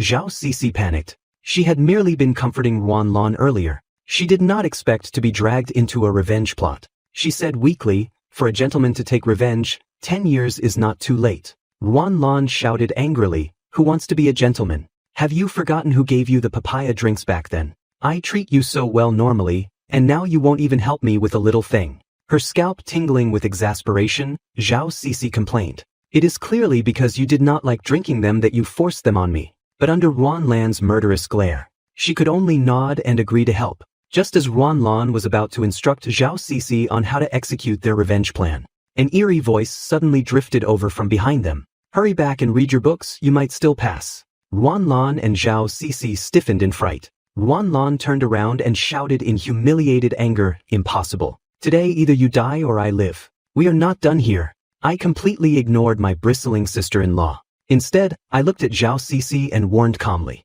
you would best be careful today. Do not touch water. Hearing this, Ruan Lan froze for a moment. Then, protecting her friend like a mother hen, she shot me a fierce glare. Puffing out her cheeks, she retorted, stop scaring Sisi. What do you mean, do not touch water? She is in the swimming club. Faced with this sudden, serious atmosphere, Zhao Sisi was somewhat at a loss for what to do. She could only shrink her neck like a startled little quail, nodding continuously with a bewildered look on her face. I gave Zhao Sisi a deep look. This woman before me was currently entangled in a dense aura of resentment. Clearly, without her knowing, someone had placed an extremely low-class curse on her. Information regarding this type of curse flashed through my mind. If the cursed person touches water, countless invisible, ghostly hands will tightly cover their mouth and nose, until they eventually suffocate and die. With a calm expression, I lightly snapped my fingers. The heavy resentment entangled around Zhao Sisi vanished into thin air in an instant. It disappeared completely, as if it had never existed at all. I withdrew my hand and said flatly, I was able to save you this time, but you need to be more careful next time. After all, with this kind of targeted curse, if no one discovers it in time, the consequences would be unimaginable. Although Zhao Sisi had absolutely no idea what I was talking about, for some unknown reason, she inexplicably felt goosebumps break out all over her body. A chill crept up her spine. Disregarding her previous conflict with me, Ruan Lan, whose curiosity was extremely strong, could not help but ask, what you just said sounded like mystical mumbo-jumbo. What exactly is going on? My voice was perfectly calm, without a single ripple. Looking at the two of them, I said, someone wants to kill her. They want her to die in the water. I am not being an alarmist. That was the true intention of the curse just now. Hearing this, Ruan Lan's expression instantly became incredibly conflicted. On one hand, as a university student receiving a modern education, she did not believe in these strange, supernatural, and mystical things. But on second thought, through her interactions with me recently, she had gained some understanding of me. She knew I was not the type to speak nonsense. Ruan Lan instantly felt a surge of nervousness. She asked nervously, are you serious? Do not scare us. This kind of thing sounds too terrifying. It does not sound like something that happens in reality at all. At this point, Zhao Sisi's pretty face was already frighteningly pale. Trembling, she tugged at the corner of Ruan Lan's clothes. Sister Ruan Lan, is someone really trying to kill me? What should I do? I glanced at these two women who had been badly frightened. I did not intend to explain much more, merely saying casually, believe it or not. Anyway, I have already stepped in and resolved it. Ruan Lan hurriedly waved her hands and said anxiously, I believe you, I believe you. I won't hold the previous matter against you anymore. Since you were able to see it, is there a way you can save Sisi? She is a year younger than me. Ruan Lan continued to plead, I have always treated her like my own little sister. Brother-in-law, since you have the ability to see the problem, you definitely have a way to completely resolve this hidden danger, right? I rolled my eyes helplessly. I thought to myself, my stepping in just now was actually to give Ruan Lan face. But since she had opened her mouth to plead again, I could not just leave it at that. I sighed, thinking if I am going to do a good deed, I might as well see it through to the end. So, I extended a single finger, and lightly tapped Zhao Sisi's smooth, full forehead. A faint light flickered at my fingertip. I mobilized spiritual energy, rapidly condensing it. While she watched with a bewildered expression, I drew a strange symbol in the air. The symbol shimmered with faint light, quickly sinking into Zhao Sisi's body and vanishing. I withdrew my hand, looked at the dazed Zhao Sisi and said, done. This amulet, drawn with spiritual energy, has been planted within your body. It will protect you from harm for one month. Watching from the side, Ruan Lan was dumbfounded. Brother-in-law, that is it. Why was it so fast? That glowing thing just drilled right in. This is too amazing. Hearing her words, I could not help but feel they sounded a bit off. The corner of my mouth twitched slightly as I said, this amulet can protect her for a month. Zhao Sisi asked cautiously, then what happens after a month? If the person trying to harm me is still around, once the amulet loses its effect, will I face the same danger again? I explained, the master of that resentment won't live to see a month. If they dare to cast the curse again, they will suffer the backlash of this amulet and die. So you do not need to worry about what happens after a month. Hearing the word die, the faces of both Zhao Sisi and Ruan Lan changed. To them, as freshmen and sophomores who had not yet entered society, the word death was still a rather heavy and distant concept. I looked at Ruan Lan, who was still in a daze, and said, if you are done messing around, hurry back and review. Do not forget you have an exam today. If you fail, we will see how you explain it to your sister. Ruan Lan gave an O. After thinking for a moment, she turned to Zhao Sisi and said, Sisi, wait for me in the school dorms today. Do not go anywhere. Once I finish my exam, I will take you home. Absolutely do not wander off. Suddenly, Ruan Lan's eyes darted around. Looking at me, she revealed a sly smile and said, brother-in-law, do you happen to have nothing to do this morning, since you are free anyway? I looked at my mischievous and quirky sister-in-law and sighed inwardly. This girl not only plays games but is also incredibly pragmatic. When she does not need me, it is Su Lai. When she needs something, it is brother-in-law. Her skin truly is unusually thick. I flatly refused. I have things to do. I had no intention of taking the bait. I knew exactly what this sister-in-law was scheming in her heart. It was nothing more than wanting me to act as a free bodyguard. Ruanlan would not let it go, saying, "Are not you the director of the school infirmary now? A director should do what a director is supposed to do. For example, caring about the safety of the students. This is also part of your duty." I raised an eyebrow and asked, for example. I wanted to see what kind of high-sounding excuse this girl could spin to boss me, her brother-in-law, around. This girl is truly getting more and more presumptuous. Ruanlan stated self-righteously, for example, escorting a pretty and cute female freshman home. This is an important task of protecting the motherland's flowers. As the director of the school infirmary, it is your inescapable duty. Ruanlan smiled brightly and said, "Cici might even invite you upstairs for a cup of tea, and then maybe some romantic story will unfold." "Brother-in-law, are not you even a little tempted?" With a dark face, I cut her off. "There will be no, and then. What kind of nonsense goes through this girl's head all day long? It seems I really need to find some time to properly educate her." Zhao Cici blushed and said, "Sister Ruanlan, stop talking nonsense. I can actually just go back by myself. There is no need to trouble brother-in-law. I have hands and feet. I can take care of myself." Looking at Zhao Cici's demeanor, I sighed and said, "Alright, I will walk you back. You did call me brother-in-law, after all. I can't just stand by and watch you get into an accident." Suddenly, my gaze narrowed. With my acute senses, my sharp gaze instantly pierced through space, looking through the first-floor window, deep into the dark and dense grove of trees by the roadside. I clearly caught the rustling sound of trembling leaves coming from there. A sneaky, shadowy figure flashed by and disappeared. Clearly, they had been secretly spying on the situation over here the entire time. My eyes flickered. I sneered inwardly, could not hold back this quickly. It seems the other party is truly impatient to seek death. If that is the case, then I will grant your wish. I turned to Zhao Cici and said, "Let us go, Cici. I will take you home. To ensure your safety, you must follow me closely the entire way. Do not leave my side for even half a step." Zhao Cici nodded obediently and said, "Thank you, brother-in-law," although she still felt a bit afraid in her heart. Looking at my calm and composed expression, she inexplicably felt a surge of security. I accompanied Zhao Cici all the way out of Dongli University. However, as we gradually moved further away from the campus, that figure who was observing from the shadows earlier never reappeared. I stopped in a secluded spot, gave a light chuckle and said, "Stand right here and do not move. I will be right back. There is a troublesome little tale that I need to clean up." After I said those words, my figure instantly transformed into a streak of flowing light, vanishing from the spot in the blink of an eye. It was as if I had never been there at all. Zhao Cici blinked her large eyes, completely stunned. Looking at the empty street, she stammered, "Where did he go? How did a living, breathing person just disappear in the blink of an eye?" Meanwhile, Ruanlan was wearing headphones and reading a book as she walked toward her classroom.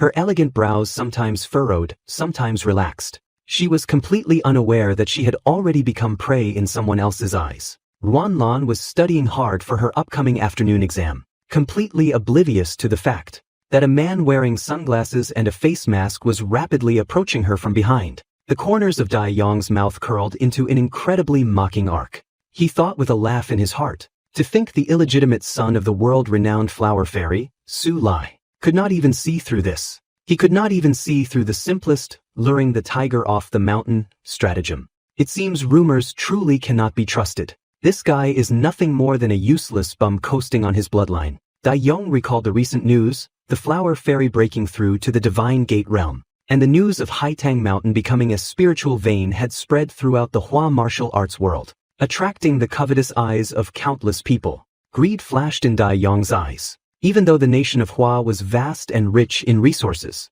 it only possessed a mere 10 spiritual veins. Every single own was controlled by 8th grade grandmasters and the big shots of the Martial Arts Association. According to his original plan, after luring me away, he intended to directly kidnap Ruanlan, and then go kidnap Ruan Tang and the Flower Fairy's great-granddaughter, Su. Using them as leverage, he would demand half of the dragon vein. Seeing that he was within a meter of Ruanlan, Dai Yong fiercely clenched his fist and struck out. He only used 30% of his power for this punch. It would only knock Ruanlan unconscious, without injuring her. But the instant his fist struck out, he suddenly felt a terrifying pressure envelop him from above. That suffocating sense of oppression made his expression change drastically, forcing him to abandon the attack. Dai Yong quickly dodged to the left. Cold sweat poured down his forehead, his heart filled with absolute terror. This pressure. It is the aura that only a martial arts grandmaster possesses. Damn it, the intelligence was wrong. Why is there a grandmaster here? With a calm expression, I walked over step by step. It was as if that terrifying pressure just now was merely a tiny bit of aura I released casually. Dai Yong could not help but exclaim in shock. Did not you leave? I clearly saw you escort that girl away with my own eyes. How could you have come back so fast? Did you see through the scheme all along? I said flatly. I purposely walked with Zhao Cixi for a bit, to see what kind of methods you had. And the result is you trying to kidnap my sister-in-law. Your methods are truly disappointing. I looked at him coldly and said, you have disappointed me. Kill yourself. If I strike, you won't even have a single shred of your soul left. This is my final mercy to you. Dai Yong gritted his teeth and roared, in your dreams. His figure rapidly retreated backward. At the same time, he pulled a small crossbow from behind his back. He pointed it at me and pulled the trigger without hesitation, his eyes full of murderous intent. Seeing me standing perfectly still in place, Dai Yong revealed a smug smile on his face. He really is trash. At this close range, there is absolutely no way he can dodge. But then a scene that shocked him occurred. The 3 arrows froze in mid-air, a meter away from my body. They shattered inch by inch, as if they had crashed into an invisible, terrifying barrier. Hearing a loud boom, Dai Yong felt his scalp tingle. This crossbow was custom-made from meteoric iron, and infused with his internal energy. Even a 7th grade grandmaster would be injured if caught off guard. How is this possible? With no time to think further, he fired another 3-arrow burst, desperately seeking that sliver of a chance to survive. Unfortunately, the arrows exploded once again. They still could not get within a meter of my body. Dai Yong's expression turned dark as he gritted his teeth. As expected of the flower fairy's illegitimate son, you are actually a grandmaster too. Only a martial artist of the upper 3 grades could block my attack so effortlessly. I frowned slightly and murmured to myself, Flower Fairy. This is not the first time I have heard this name. I heard it twice from Tanchong before, and now this guy is muttering it too.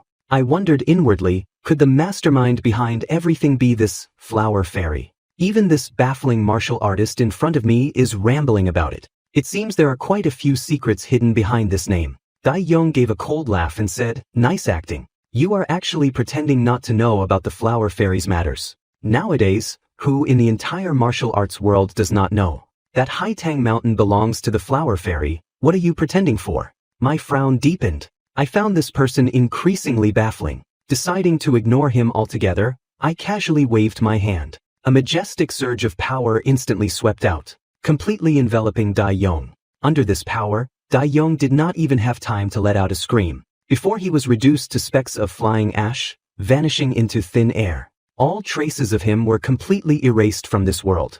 I raised my head and stared directly into the void before me. With a calm expression I asked, do you want to die too?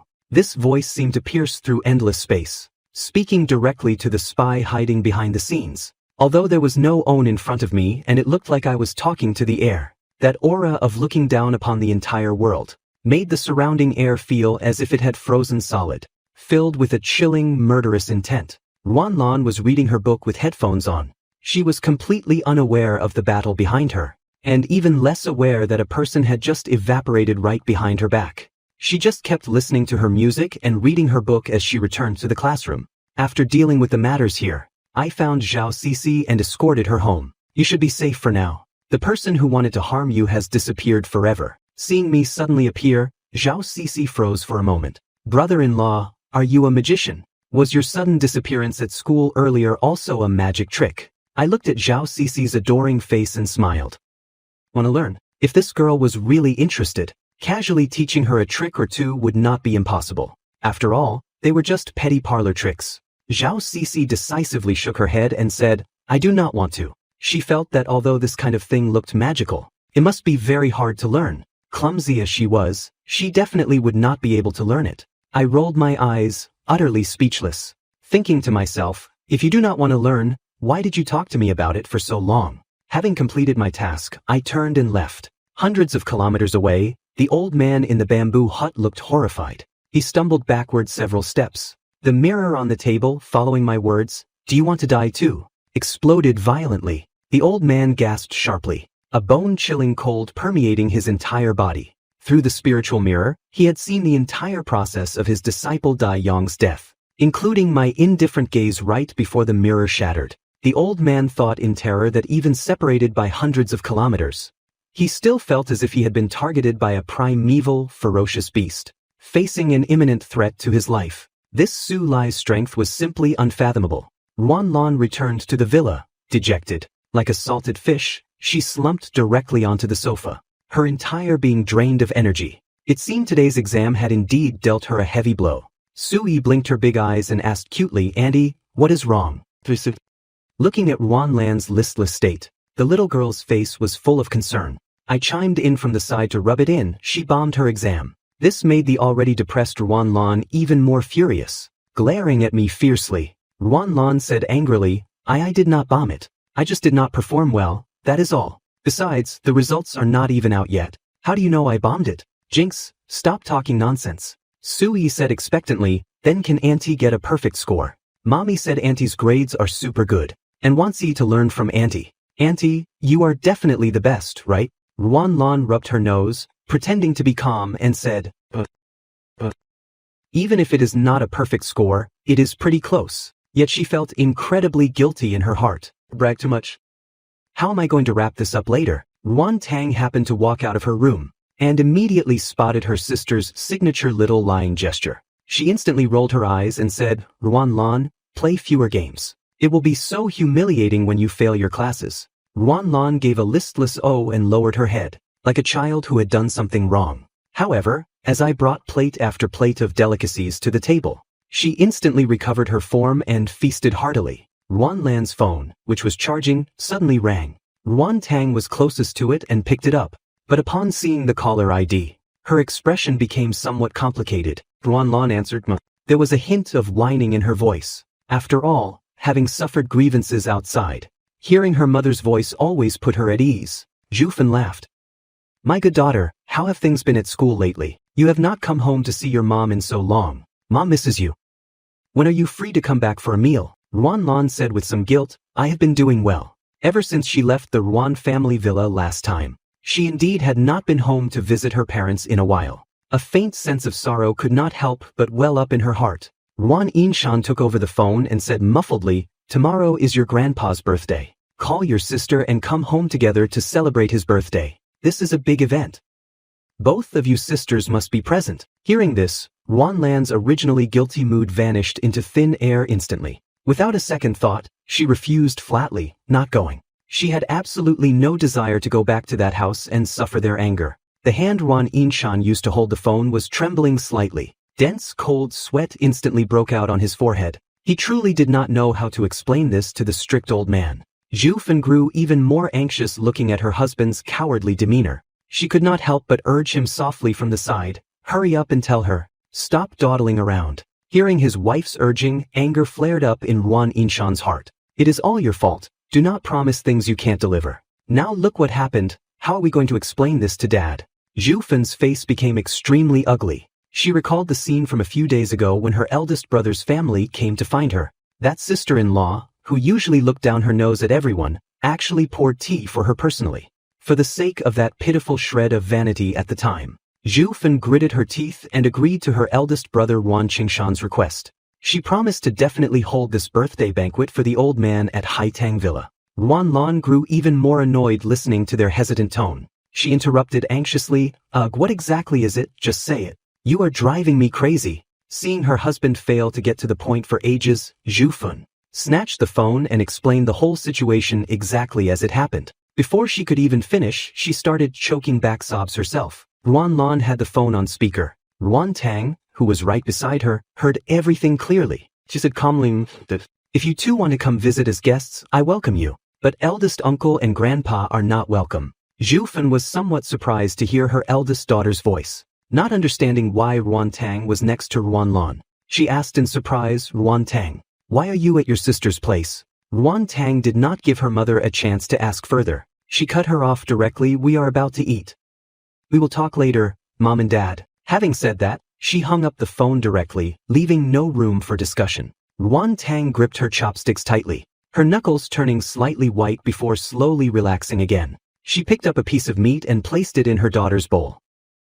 Sui looked at the meat in her bowl, nodded obediently, and responded in her milky voice, "He is the most obedient. I will definitely eat all the meat up." I looked at my wife with some surprise. I originally thought my wife would soften up at her mother's tearful pleas, but I did not expect her to refuse so decisively without the slightest hesitation. Ruan Tang looked at my astonished gaze. A self-deprecating smile appeared on the corners of her lips. She asked softly, "Am I very cold-blooded, refusing even the requests of my own biological parents?" I hurriedly shook my head, my eyes full of deep affection. "I find that I am liking you more and more, honey. You did the absolute right thing." Listening from the side, Ruan Lan got goosebumps all over. She exaggeratedly rubbed her arms and said, "I can't believe I am being force-fed pita even in a situation like this. You two are way too lovey-dovey." Ruan Lan then raised her hand in agreement. "Sis, you were right to refuse. Otherwise, Grandpa's birthday banquet will be held here. Eldest uncle's family will have their birthdays here. And eventually, all their friends will want to come here too." Hearing that both Ruan Lan and I firmly supported this decision, the last bit of apprehension in Ruan Tang's heart vanished into thin air. She broke into a smile. "Hurry up and eat." Upon learning of this decision, Ruan Su flew into a thundering rage. He directly announced to the public that Ruan Lan was thoroughly expelled from the Ruan family, attempting to use this method to salvage his own pitiful shred of pride. We did not care about the Ruan family's reaction in the slightest. None of this had anything to do with Haitang Villa. As for how tomorrow's birthday banquet would be arranged, that was not in our consideration either. My sister-in-law, to mooch food and drinks, actually took the initiative to offer me strategies, vowing to help me win over her sister as soon as possible. I learned that Ruan Tang had to work overtime tonight and could not come home for dinner, so I turned around, went into the kitchen, and simply made 2 meat dishes. I looked at the braised pork in the pot, perfect in color, aroma, and taste, thinking that as long as my daughter Sui loved to eat it, that was enough. As for what anyone else ate, it was not within the scope of my consideration at all. Ruan Lan looked at the table full of meat dishes her niece loved, and instantly felt a sense of indignation. Pouting, she complained that her brother-in-law was going too far. The moment my sister is not home, my treatment plummets. Listening to my sister-in-law's complaints, I did not even bat an eyelid. While picking up a piece of braised pork for my daughter, I casually retorted, "If you do not want to eat, then do not. No one is begging you." Hearing this, Ruan Lan instantly became unhappy. Giving a huffy snort, she sat down, picked up her chopsticks, and started feasting. She mumbled with her mouth full, "Why should not I eat? This is the food in my own house." While Ruan Lan stuffed delicious pieces of meat into her mouth, she indistinctly probed, "Brother-in-law, how are things progressing between you and my sister now?" I put down my chopsticks and thought about it seriously. I believed that everything was developing in a positive direction. At the very least, Ruan Tang no longer looked at me through colored glasses, and was willing to try and understand me. Ruan Lan curled her lip, putting on an expression of exasperation at my lack of progress. She continued to press, "With the way you two usually act. You have not even had any intimate gestures, have you?" Facing my sister-in-law's incredibly blunt question, I shook my head with a calm expression and answered, "No." The relationship between the two of us was indeed still kept very pure. Ruan Lan put down her chopsticks and adopted the posture of a love expert. "I am not trying to criticize you, but a man sometimes needs to take the initiative. Ask her out for a walk or a drive." The more Ruan Lan spoke, the more enthusiastic she became. She wished she could hold her brother-in-law's hand and teach him how to date step by step. She continued, "Aside from staying cooped up at home taking care of the kid, you do not go anywhere. You have to take my sister to see a movie or something." Listening to Ruan Lan's words, I fell into deep thought. Thinking about it carefully, she was right. Although I had lived for 100,000 years, I was truly completely clueless when it came to pursuing women. I sighed inwardly. I had once possessed countless female confidants, yet I had never actively pursued a single own. To me, this imperial sovereign, a woman's heart was truly like a needle at the bottom of the ocean. Seeing her brother-in-law reveal such an expression of humbly receiving instruction, Ruan Lan's face instantly lit up with joy. She thought to herself, "I am Ruan Tang's biological sister. I definitely understand her thoughts at least a little bit." Hearing this, I immediately focused my attention, my eyes carrying a look of intense thirst for knowledge. I signaled for Ruan Lan to continue speaking. This was indeed what I lacked the most right now. Ruan Lan extended a single finger and wagged it. She analyzed with feigned seriousness. First of all, you need to change your 3 dishes and own soup into 5 dishes and own soup. If you want to capture a woman's heart, you must first capture her stomach. I nodded thoughtfully. I felt that although these words were meant to mooch more food, they did make some sense. So I signaled for Ruan Lan to continue and not stop there. Smiling like a blooming flower, Ruan Lan continued to offer her strategies. And then, you need to start with the people around her. Nowadays, when pursuing a girl, you need to curry favor with her best friends to have a chance of winning. Ruan Lan leaned in closer and lowered her voice. There always needs to be someone whispering in her ear, saying good things about you. You understand this logic, right? As long as the pillow talk is good, there is no fortress that can't be taken. I nodded repeatedly, indicating that I understood this logic. Indeed, if someone could frequently say good things about me in Ruan Tang's ear, our relationship would definitely advance by leaps and bounds. Ruan Lan was getting a bit carried away at this point. She coughed and continued to hint, my sister has very few close friends. But she happens to have someone right beside her who lives with her every day and is easy to bribe. I rubbed my chin and pondered. As long as I curry favor with the person closest to Ruan Tang, I can capture her heart. This is indeed a brilliant idea. But this person is. At this moment, Ruan Lan looked at me with a face full of expectation. Those large, watery eyes blinked repeatedly, practically having the words "that person is me" written directly on her forehead. Looking at my sister-in-law's eager appearance, my eyes suddenly lit up as if I had attained a sudden realization. I turned and looked at Ruan Lan with pleasant surprise. I understand. Thank you for the reminder. Ruan Lan's heart bloomed with joy. Smiling brightly, she waved her hand and said, you are welcome. She calculated inwardly, as long as brother-in-law makes me a luxurious late-night snack every day, I will help him in front of my sister. I completely ignored the rest of Ruan Lan's words. I directly took my daughter Su Yi's little hand and said seriously, daughter, from now on, the task of giving your mother pillow talk is entrusted to you. Su Yi, her mouth still stuffed with meat, looked at her daddy with a bewildered expression. Although she did not know what had happened, she still obediently nodded her little head and agreed. Su Yi swallowed the meat in her mouth. Waving her little fists, she guaranteed solemnly, leave it to me, daddy. I will definitely praise daddy a lot in front of mommy. The smile on Ruan Lan's face froze instantly. Looking at this father-daughter duo, she was so angry she almost vomited blood. She thought to herself, this young lady wasted half the day dropping all sorts of hints, both subtle and obvious. And you actually managed to misinterpret it. Furious, Ruan Lan slammed her chopsticks onto the table. She thought indignantly, you actually tried to play games with me. I completely wasted my earnest, painstaking teachings. I shot a sideways glance at the exasperated Ruan Lan, thinking to myself, I might not understand how to pursue women, but that does not mean I lack intelligence. If I got fooled by this obvious scheme to mooch food, that would be terrible. Although I saw through Ruan Lan's scheme, I felt that what she said was not unreasonable. So I picked up my phone and called Ruan Tang, wanting to ask my wife out for a walk and some shopping. I frowned as I looked at the unanswered phone. My divine sense, vast as an ocean, instantly spread out, enveloping the entire city. When I sensed what was happening, my expression instantly turned ice cold. I stood up and left a single sentence in a freezing tone. I am going to bring Ruan Tang home. The chilling aura radiating from my body made the temperature in the room feel as if it had instantly dropped several degrees. Su Yi obediently put down her chopsticks, waving her little hand at her daddy's departing back. She called out in her milky voice, Daddy, be careful on the way. You must bring mommy back. Ruan Lan puffed out her cheeks, sulking. Furious, she did not even call me brother-in-law anymore. She just replied testily, go on then. Her heart still mourning the loss of her late-night snack plan. Su Yi scratched her little head, utterly baffled. She looked at her aunt's puffed-up, angry face. She could not understand why her aunt, who was perfectly fine a moment ago, had suddenly gotten angry. Ruan Tang had just finished an important business negotiation,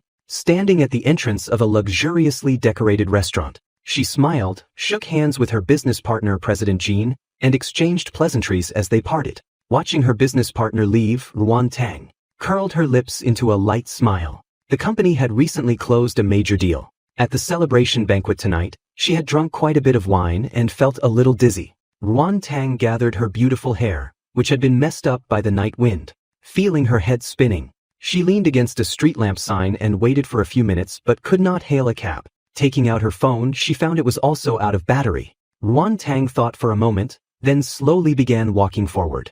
If she remembered correctly, there was a bus stop 500 meters away. The final stop just happened to be Haitang Mountain. It would be perfect to take the bus home. Ruan Tang completely failed to realize the danger descending upon her. Inside a black sedan a dozen meters away, a cold and incredibly vicious gaze was staring fixedly at her back. Sensing my wife was in danger, I urgently teleported to rescue her. Sitting in his car, Li Jie's eyes were filled with vicious resentment. Having frantically pursued Ruan Tang for 7 years to no avail, his heart was full of hatred. He dialed a number, as if issuing a death sentence. Ren Biu sat in a small truck parked at an intersection 100 meters away. Hearing the command on the other end of the phone, he took a fierce gulp of baijiu. His face was flushed, filled with excitement and murderous intent. Ren Biu was once a manager at Li Jie's company. Because he offended Su Dai and Eighth Master, the company went bankrupt, and he lost his job. Now, suffering from a terminal illness, his days were numbered. He only wanted to leave some money for his family. Hearing the roaring vroom vroom sound of an engine, Ruan Tang had not even reacted before the small truck accelerated to 130 kilometers per hour. The blinding headlights made her instinctively raise her arm to shield her eyes. Drunk, Ruan Tang's reactions were sluggish. For a moment she forgot to dodge. She just stared blankly as the small truck sped rapidly toward her, right up to her face. Countless memories flashed through her mind. In this life or death moment, Ruan Tang's more than 20 years of life flashed rapidly through her mind like a movie. The final frame froze on her daughter, Sui, and me. Ruan Tang murmured in despair, "Mommy is sorry." Yet she did not know why I also appeared in the last second of her life. And it looked so real.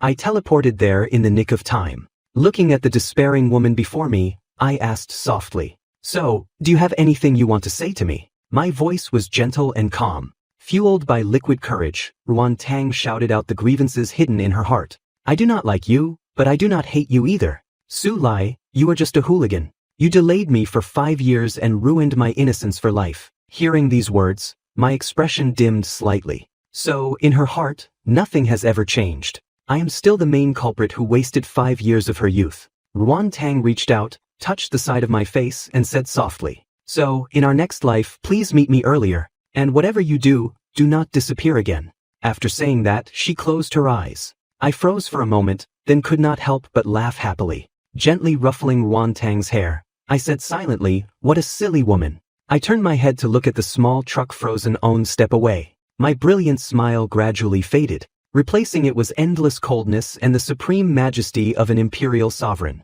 Ren Biu's expression at this moment was one of utter terror, because he realized the truck had actually lifted off the ground, as if grabbed by an invisible, giant hand. It was forcefully frozen motionless in mid-air. I said flatly, "In your next life, remember to be a good person." Then, a gentle breeze blew past. This small truck, weighing several tons, instantly turned to flour like dust and was scattered by the wind. Hiding in his black sedan not far away, Li Jie was soaked in cold sweat. Witnessing this unbelievable scene, the terror in his heart instantly swallowed all his reason. I silently withdrew my gaze and hugged Ruan Tang tightly in my arms. I have a very good temper, having experienced everything over 100,000 years. My sharp edges had been completely smoothed out by the long passage of time. But I know very well that my bottom line is Ruan Tang, and once that bottom line is touched, anyone must die. Whether it is an immortal venerable dominating the universe, or an ordinary person like an ant. With drunken, hazy eyes, Ruan Tang murmured, "I heard Grandma say that when people die, they turn into stars in the sky. Do you think my star will be next to Grandma's?" When Ruan Tang opened her eyes, she was so stunned by the dazzling brilliance in her sight that her little mouth gradually fell open, because she was surprised to find that she was not standing on the ground, but standing in the starry sky. I took Ruan Tang strolling through the Milky Way.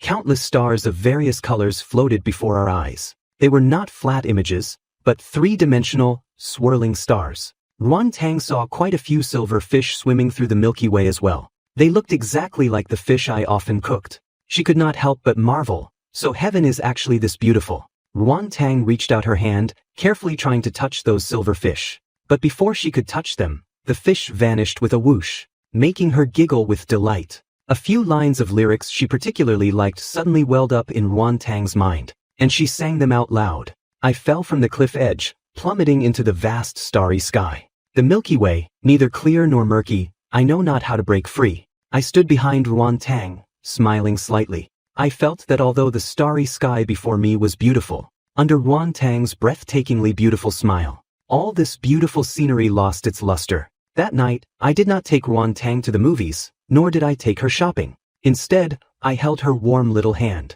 and strolled within this starry sky. This was an exclusive romance. The next morning, Su-yi leaned over the edge of the bed. In her sweet, sticky voice, she called out, "Mommy, time to wake up. It is already 9:00 a.m.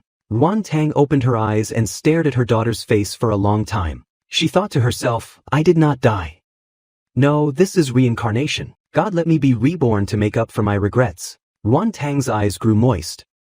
She could not help but hug her daughter tightly, calling out, "Yi." Her heart was filled with the joy of regaining what was lost. She secretly swore to treat her daughter and husband well in this life. Pinching her little nose, Su-yi warned, "Mommy, you smell all over like alcohol. Drink less next time. Yesterday, Daddy was the one who carried you back. Otherwise, you would have slept on the big street." Hearing the words "carried you back," Ruan Tang finally looked around. She realized this was her bedroom at home, not a hospital, which meant she had not died, let alone been reborn.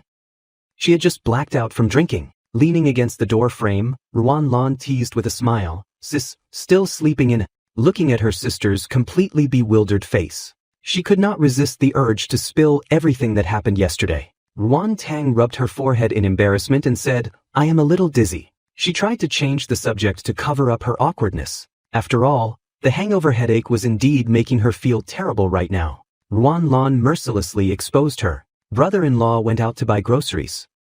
It is just the three of us at home, so stop pretending. But the way you pretended to be drunk and clung to brother-in-law's chest yesterday was absolutely legendary. Hearing this, Ruan Tang's pretty face instantly turned bright red. She shouted in humiliated anger, "Ruan Lan, say one more word of nonsense and I will beat you." She simply could not believe she had lost her composure to such an extent. Su-yi chimed in from the side, "Mommy, Auntie is not talking nonsense. You also pulled Daddy, babbling about the Milky Way and fish. The dead serious way you said it, it was totally like you were sleep-talking." Su-yi scratched her head and sighed with the maturity of an adult. "Can you parents let your children worry a little less? I am only 5 years old. The pressure is too high." Ruan Tang got up at 10:00 a.m., finished washing up, and gathered intelligence from her daughter and sister. "I got dead drunk yesterday and was carried back by him, and I even got touchy-feely." When Ruan Tang saw the video recorded on Ruan Lan's phone, she was so ashamed she wished she could find a hole to crawl into. Furious and flustered, she tried to stomp on the phone to destroy this damning evidence. Terrified, Ruan Lan quickly yelled, "Do not stomp, that is my brand new phone." Having finally managed to snatch her phone back from her sister, she hurriedly deleted the video and swore she knew nothing. Ruan Tang raised her head, looking at Ruan Lan with a dark, brooding gaze. She thought to herself, the video on the phone can be deleted, but how do I delete the memories in their brains? How am I supposed to face Su Lai after this? Ruan Lan was also very sharp. She immediately cupped her hands together and said, "Rules of the martial world. I have amnesia, I have forgotten everything that happened yesterday." Deeply afraid her sister would do something drastic like silencing her to protect her innocence. Afraid that her sister would vent her anger on her, Ruan Lan slipped away incredibly fast. Standing by the door, she kept waving her hand, shouting, "Come quick, I will take you and run." Su-yi also sensed that the atmosphere was off. Carrying her backpack, she said weakly, "Then Mommy is leaving now." Left alone at home, Ruan Tang hugged a throw pillow and rolled around on the sofa in extreme embarrassment. She was filled with remorse. Why did I lose my composure after drinking again? Ruan Tang thought to herself. 5 years ago, I also got drunk, clung to Su Lai, and ended up with and now it happened again. My tolerance for alcohol is clearly decent. So why does it become so terrible the moment I encounter Su Lai? I had appeared at some unknown point, carrying a grocery basket, and sat down beside Ruan Tang. With a gentle voice, I asked, "Are you okay?" This startled Ruan Tang, who was lost in her wild thoughts, causing her to let out a scream. With her heart pounding, Ruan Tang clutched her chest, glared at me and complained, "Why do not you make any sound when you walk? You scared me to death." Her face still carried an unfaded blush. It was unclear whether it was from shyness or fright. I said with a tone of annoyance, "You were quite scary yesterday too. If I had known, I would have just given in. I do not know when the next time will be. What a pity, what a pity." As I spoke, my face was filled with regret. seeing Ruan Tang silently get up and walk toward the kitchen. I chuckled and reminded her, I hid all the knives in the kitchen. Come, eat a cucumber to cool down. Ruan Tang took the cucumber and took a huge bite, pondering over dropping a couple of harsh words to warn me not to push my luck. Then she heard me remind her that cucumber has not been washed. Ruan Tang instantly felt her stomach churn violently. 10 minutes later, she was holding the millet porridge I had just warmed up for her. The tips of her ears were red from my intense gaze. She glared at me angrily. Have you looked enough? However, I answered affectionately, the more I look, the prettier you are.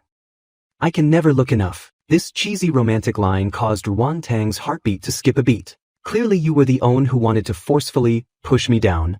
Why on earth am I the one getting angry? Ruan Tang gritted her teeth. Su Lai, do not think that just by saying a few nice words, I will stop being angry. I looked at Ruan Tang's bashful and furious appearance. As if I had seen right through her thoughts, I said to myself, actually, I should give you a way out of this awkward situation. After all, you are thin-skinned. So, I have decided. Ruan Tang's heart beat faster.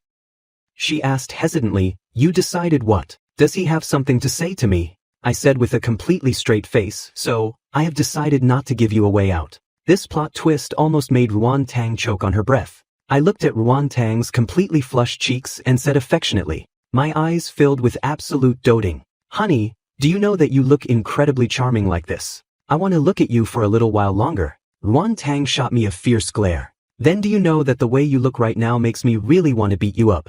I really want to slap you. Although her words were fierce, a trace of sweetness rippled in her heart. Of course I know.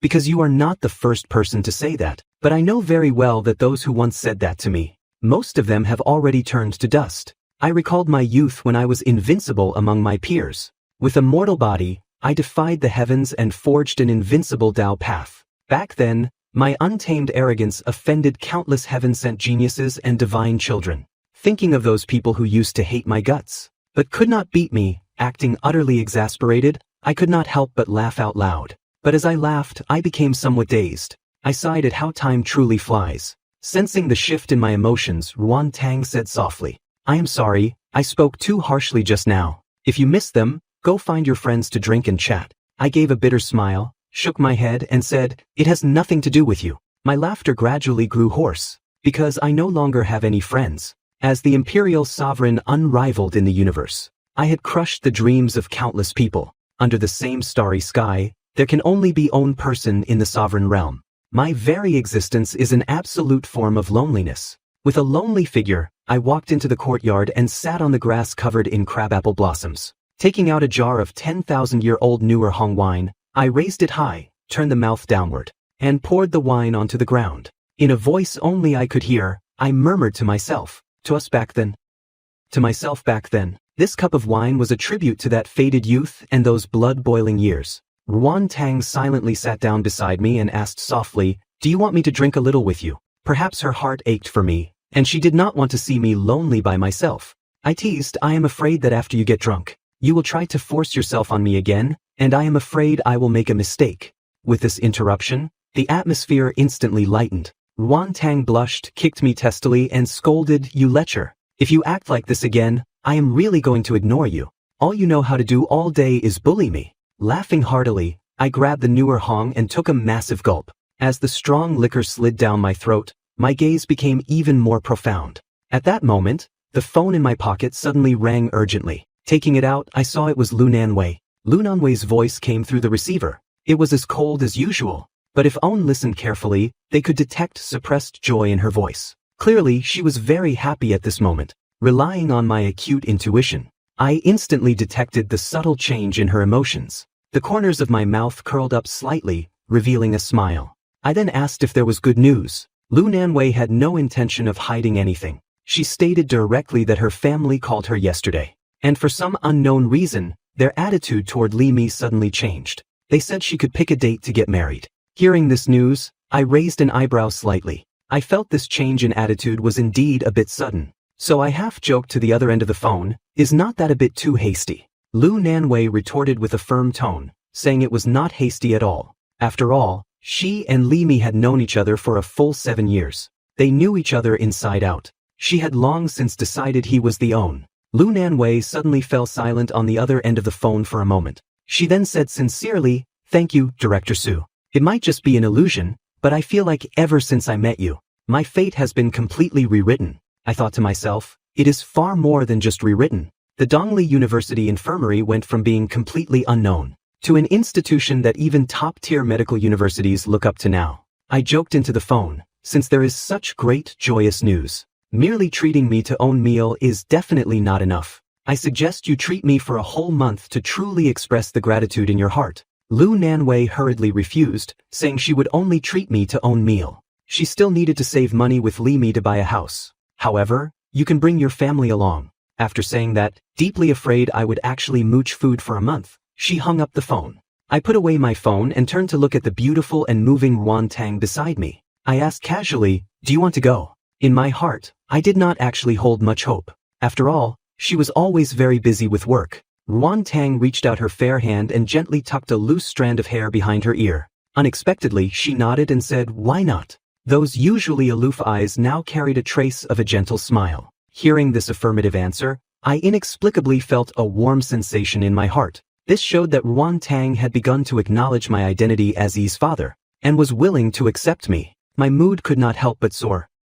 With a grand wave of my hand, I said heroically, "I have both the beauty and the empire. I ask, who in this world could be happier than me?" The smile on my face was brighter than the sunshine. Ruan Tang looked at the somewhat smug man before her, and could not help but roll her eyes hard. She thought to herself, who is his? This man's skin is truly getting thicker and thicker. But she did not voice any objection. I brought Ruan Tang to the place where we were having lunch. It was an open-air food stall by the sea, specializing in seafood barbecue. Ruan Tang and I were the last to arrive. When we got there, we found a dense crowd occupying 2 whole tables. Not only had Zhou Feng arrived, but doctors like Li Shouzhong, Yan Ge, and Lin Qiu were also there. Lu Nanwei spotted us from afar. She quickly waved and called out, "Director Su, over here." When she saw Ruan Tang, a flash of stunning amazement crossed her eyes. She thought to herself, "What an incredibly beautiful woman, asterisk." Lu Nanwei secretly marveled that this woman lacked the youthful immaturity of Ruan Lan,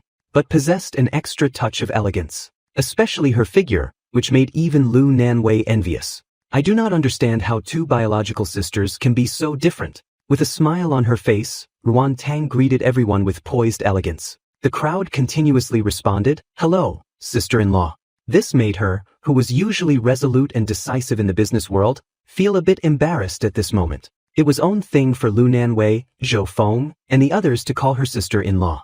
But even Li Shouzhong and this group of old men and women were following suit. This scene was truly somewhat comical and left her feeling helpless. On the surface, Ruan Tang maintained a proper smile. But secretly she gave me a hard kick. She thought to herself, being aged 50 years for no reason is so infuriating, I will settle this score with him when we get back, Enduring the pain in my foot, I pretended nothing happened and asked, "Have you ordered yet?" However, my eyes did not dare look at Ruan Tang beside me, deeply afraid of drawing any more unnecessary physical suffering. Lu Nanwei hurriedly handed over the menu and explained, "Not yet, because we did not know your and sister-in-law's tastes. We specifically waited for you to arrive before ordering. It is a form of respect for our guests." I took the menu and shouted directly to the waiter, "Peanuts, smashed cucumbers, and preserved eggs with soy sauce. We do not want these 3 appetizers. Bring own portion of everything else on the menu for every table." Li Mi rubbed his signature blonde hair.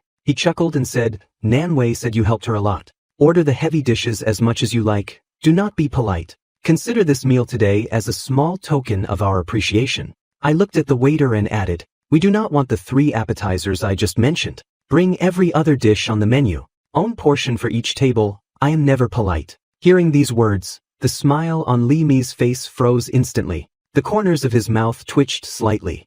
He thought to himself, "This is way too impolite, if we were at a star-rated hotel, he would probably eat away the value of a whole house, Lu Nanwei secretly rejoiced on the side, thankful that the place chosen today was an affordable food stall. If they had actually gone to a high-end restaurant, this meal today would probably eat up their house-buying fund. Watching my extravagant display, Ruan Tang could not help but remind me in a low voice, "We won't be able to finish all this food. It is not good to waste food. Plus, it will cost our friends too much." But I was unconcerned and asked back, "What if I can finish it?" My eyes were full of confidence, as if this little bit of food was nothing to me, and I was not worried about wasting it at all. Ruan Tang retorted angrily, "Then you are a pig." Although her voice was not loud, everyone seated heard it clearly. It caused the people around to lower their heads, struggling to hold back their laughter. Choked by this sudden roast, I coughed. I rubbed my nose awkwardly. I thought to myself, at least leave me some face when we are outside, My status in this family is truly plain for all to see. Trying hard to suppress his laughter, Zhou Feng chimed in, "Serve the dishes just like that. Today we are going to fleece the rich guy. Anyway, this kid Li Mi has been in high spirits recently because of his happy event. He can afford this meal." We did not notice that. In the distance, two gazes were firmly fixed on our side. These two were a burly middle-aged man and a young girl wearing glasses who looked particularly quiet, named Yao Yun. Feng Yuanzi stared at me gloomily and said in a deep voice, "Furthermore, the flower fairy's illegitimate son, Su Lai, is also here. I did not expect to have such an unexpected harvest coming out this time. This is simply heaven helping me." Yao Yun's eyes flickered with excitement. The flower fairy has entered the divine gate realm.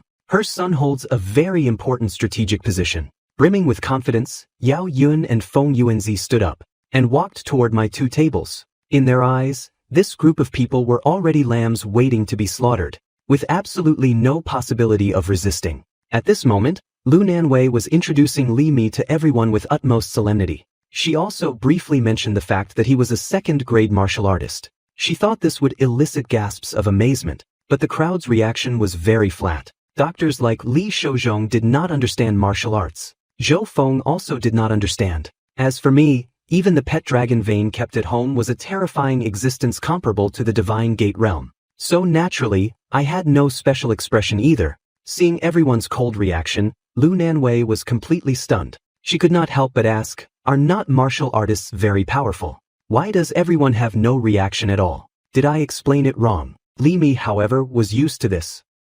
He waved his hand and said, "They are not people of the martial arts world, so they do not understand these things. Just like the other diners at this food stall, have absolutely no idea how high the status of the doctors sitting here is." Lu Nanwei nodded, feeling that this logic made sense. Every profession is like a different world. So, she raised her wine glass and said, "This glass is a toast to all the seniors, and also to Director Su. Thank you everyone for taking care of us." This time, Li Shouzhong and this group of old men and women did not let themselves go wild. They all substituted tea for wine and drank a cup. Amidst the delicious food and laughter, the atmosphere at the scene appeared exceptionally harmonious and joyous. Yao Yun and Feng Yuanzi were only a few short steps away from the two dining tables. They stared vigilantly at Li Mi. Their eyes revealed the glint of a hunter looking at its prey. Feng Yuanzi calculated secretly in his heart. In their eyes, Li Mi's realm was at least at the peak of the 9th grade. He was a worthy opponent who required them to treat him seriously now. Even though the other party had fallen to the 2nd grade. Suddenly, Li Mi felt a surge of murderous intent. He stood up abruptly and slammed the table with full force. The commotion startled the people around him. His acute intuition told him that danger was approaching. The expressions of Feng Yuanzi and Yao Yun changed drastically. They thought inwardly, "Not good, we have been discovered, **." With perfect tacit understanding, the two took 2 steps back simultaneously. Their faces were vigilant, as if facing a formidable enemy, ready to fight at any moment. Alarm bells rang loudly in Yao Yun's heart, although the intelligence said his realm had fallen. A starved camel is still bigger than a horse. Li Mi was ultimately once the supreme powerhouse of the human race. It was inevitable that he had one or 2 secret ultimate techniques hidden away. The intense movements of Feng Yuanzi and Yao Yun attracted the gaze of many people at the food stall. As a result, Li Mi shot the two of them a strange look, then raised his wine glass and said, "I also offer a toast to everyone." Yao Yun and Feng Yuanzi froze on the spot. Their faces inexplicably felt a burning heat. So the other party was just offering a toast, This feeling of being played made Feng Yuanzi fly into a humiliated rage. He no longer suppressed his realm, releasing his full pressure. The color of the sky and earth changed in an instant. The originally clear sky over Donghai City instantly became densely covered with dark clouds. A terrifying aura permeated the air. The customers at the food stall cried out in pain one after another. "My heart hurts so much I can't breathe." They only felt their vision going dark and their heartbeats accelerating rapidly. completely unaware of what was happening. Li Mi raised his wine glass and was just about to drink it all down, but he was so shaken by that sudden, terrifying pressure that his vision went dark. His hand slipped, and the wine glass flew straight out, emitting a powerful pressure. Feng Yuanzi's body was as if struck by a heavy hammer. He flew straight backward, smashing violently into the shell statue on the seaside plaza 10 meters away. With a blurg, he spewed out a massive mouthful of fresh blood, before he could even let out a single cry. Feng Yuanzi's head lolled to the side, and he passed out completely. The terrifying pressure dissipated along with it. The surrounding crowd, who had been feeling dizzy and tight-chested, gradually recovered. Li Mi looked at the blood all over the ground and the middle-aged man lying by the statue. He was completely dumbfounded. Being warm-hearted, he hurriedly cried out anxiously, "Nanwei, quickly, save him." Yao Yun was greatly alarmed in her heart. The intelligence was wrong. Li Mi's realm has not fallen. She was just preparing to crush a jade slip in her palm, ready to self-destruct her spiritual root and perish together with everyone. Sitting in my original seat, I slightly furrowed my brows. I sent out a trace of divine intent to suppress her. Yao Yun's spiritual root, which was frantically absorbing spiritual energy, shattered with a loud boom. The self-destruction was interrupted. Blood spilled from her mouth as she collapsed to the ground in despair. I looked at Yao Yun expressionlessly, and everything I had just done was mistaken by Yao Yun as Li Mi's trick. Yao Yun's expression gradually turned to despair. "What realm are you exactly? To think I could not even see your movements when you struck." As expected, intelligence reports are all deceiving. Li Mi, however, had a face full of black guy question mark memes. He looked around blankly and said, "Did I just run into an extortion scammer? What terrible luck." Zhou Feng nodded from the side and said, "Not, probably. You have 100% been targeted by an extortion scammer. The tricks these scammers use nowadays are truly endless." Li Mi's face grew even darker. He shouted at Yao Yun, Hey miss, hurry up and get up, I do not have any money. Are you and that old guy over there a gang? If you do not get up right now, I am going to call the police and have you arrested." Yao Yun was so angry her entire body was trembling violently. She pointed a shaking finger at the man before her, roaring in her heart, "I am not an extortion scammer. I am from the noble deviant race. You people are too despicable." Looking exasperated, Li Mi dug through every pocket on his body, only managing to scrounge up 137 yuan. He hesitated for a moment, put 2 coins back in his pocket, and handed the rest over. "Here's 135 for you. I need the remaining 2 yuan for the bus." "That is about enough. Right, the ground by the sea is quite cold. Take the money and hurry up and leave. Stop acting here." Hearing these words, Yao Yun spewed a mouthful of fresh blood, her eyes rolled back into her head, and she actually fainted from sheer, unadulterated fury. To think a dignified 9th-grade powerhouse of the deviant race would be humiliated in such a manner. It was truly a case of extreme anger attacking the heart. Li Mi was completely dumbfounded. He thought to himself, "It is own thing to have my dojo challenged 32 times in a month, but I just came out happily to have a meal, and now I am being targeted by a scammer gang. Why is my life so difficult?" At this moment, Gao He hurried over, leading a group of plainclothes officers. As the head of the Donghai City Martial Arts Association, he had been under immense pressure lately. After sensing the terrifying pressure earlier, he had rushed over without stopping. Gao He had not expected to find a middle-aged man and a quiet-looking young girl lying on the ground. Moreover, he sensed from both of them a terrifying pressure that made his heart palpitate. These are 2 powerhouses. Gao He cautiously rolled up the sleeves of Yao Yun and Feng Yuanzi, and discovered a totem printed on both of their wrists. Did this heaven-sent merit just fall into my lap so suddenly? I paid no attention to these interludes. Sipping peach blossom wine, I was somewhat lost in thought. I thought to myself, Earth is truly a lively place. Not to mention the suspected ancient demon race. The 2 people who were just suppressed were also proper cultivators. I suddenly smiled, thinking, so that is how it is.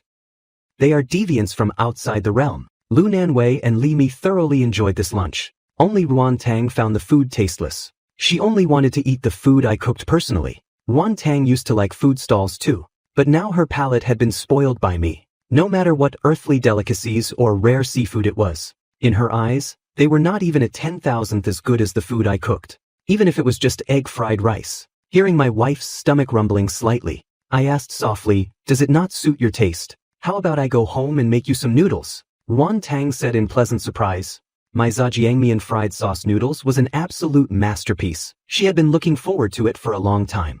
With a signal from Ruan Tang's eyes, I left the table early. By 2:30 p.m. Ruan Tang was holding a bowl of Zhejiangmian, eating with immense satisfaction. Completely disregarding her image, she wolfed it down. I said helplessly, "Mind your image. You are, after all, the young miss of a prominent family." But Ruan Tang replied casually, "Image is for outsiders to see." Pondering the meaning of her words, my smile instantly became radiant. "Then let me add 2 more eggs for you, so you can get some extra nourishment."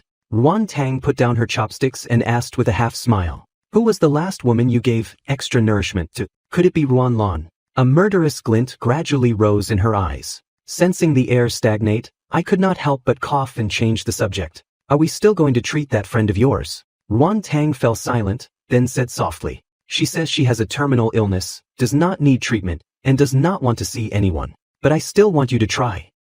Can you do me this favor?" I nodded and said, "It would be my absolute pleasure." Ruan Tang and I drove for 2 hours before finally arriving at that remote village. The environment here was abysmal, emitting wafts of nauseating odors. Ruan Tang recounted, 5 years ago, when I was driven out of the Ruan family, Wei Qing lent me 30,000 yuan. You could say Wei Qing gave me a lifeline. In those short 5 years, she saw through human nature. 2 years ago, feathers suddenly started growing on Wei Qing's body. Because of her condition, she was shunned and moved to her deceased grandmother's house to live alone. It took me a lot of effort to finally find her here. She is living a very bitter life. Ruan Tang pushed open the door to the dilapidated house. In the messy courtyard, she saw 3 obese women, holding tools and bullying a strange woman covered in red feathers. Ruan Tang's face instantly turned icy cold.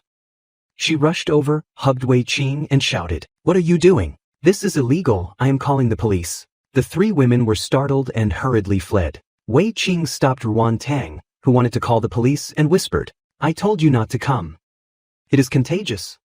You guys hurry up and leave." I carefully examined her. I noticed that the surface of Wei Qing's skin was covered in blood-red feathers. Her mouth was also oddly shaped, like a bird's beak. A strange look flickered in my eyes. I muttered to myself, "You must have a lot of physical strength, right? And your voice is a bit strange. Logically speaking, your voice should be like heavenly music." Ruan Tang said in surprise, "How did you know?" Wei Qing was once fiercely fought over by record companies. But after this condition appeared, the record companies simply dropped her. I smiled and said with a tone of absolute certainty, "Not only do I know that, I also know she is not sick at all. Because this is not a disease. It is the extremely rare legendary double pupil bird." I was just about to continue explaining Wei Qing's condition.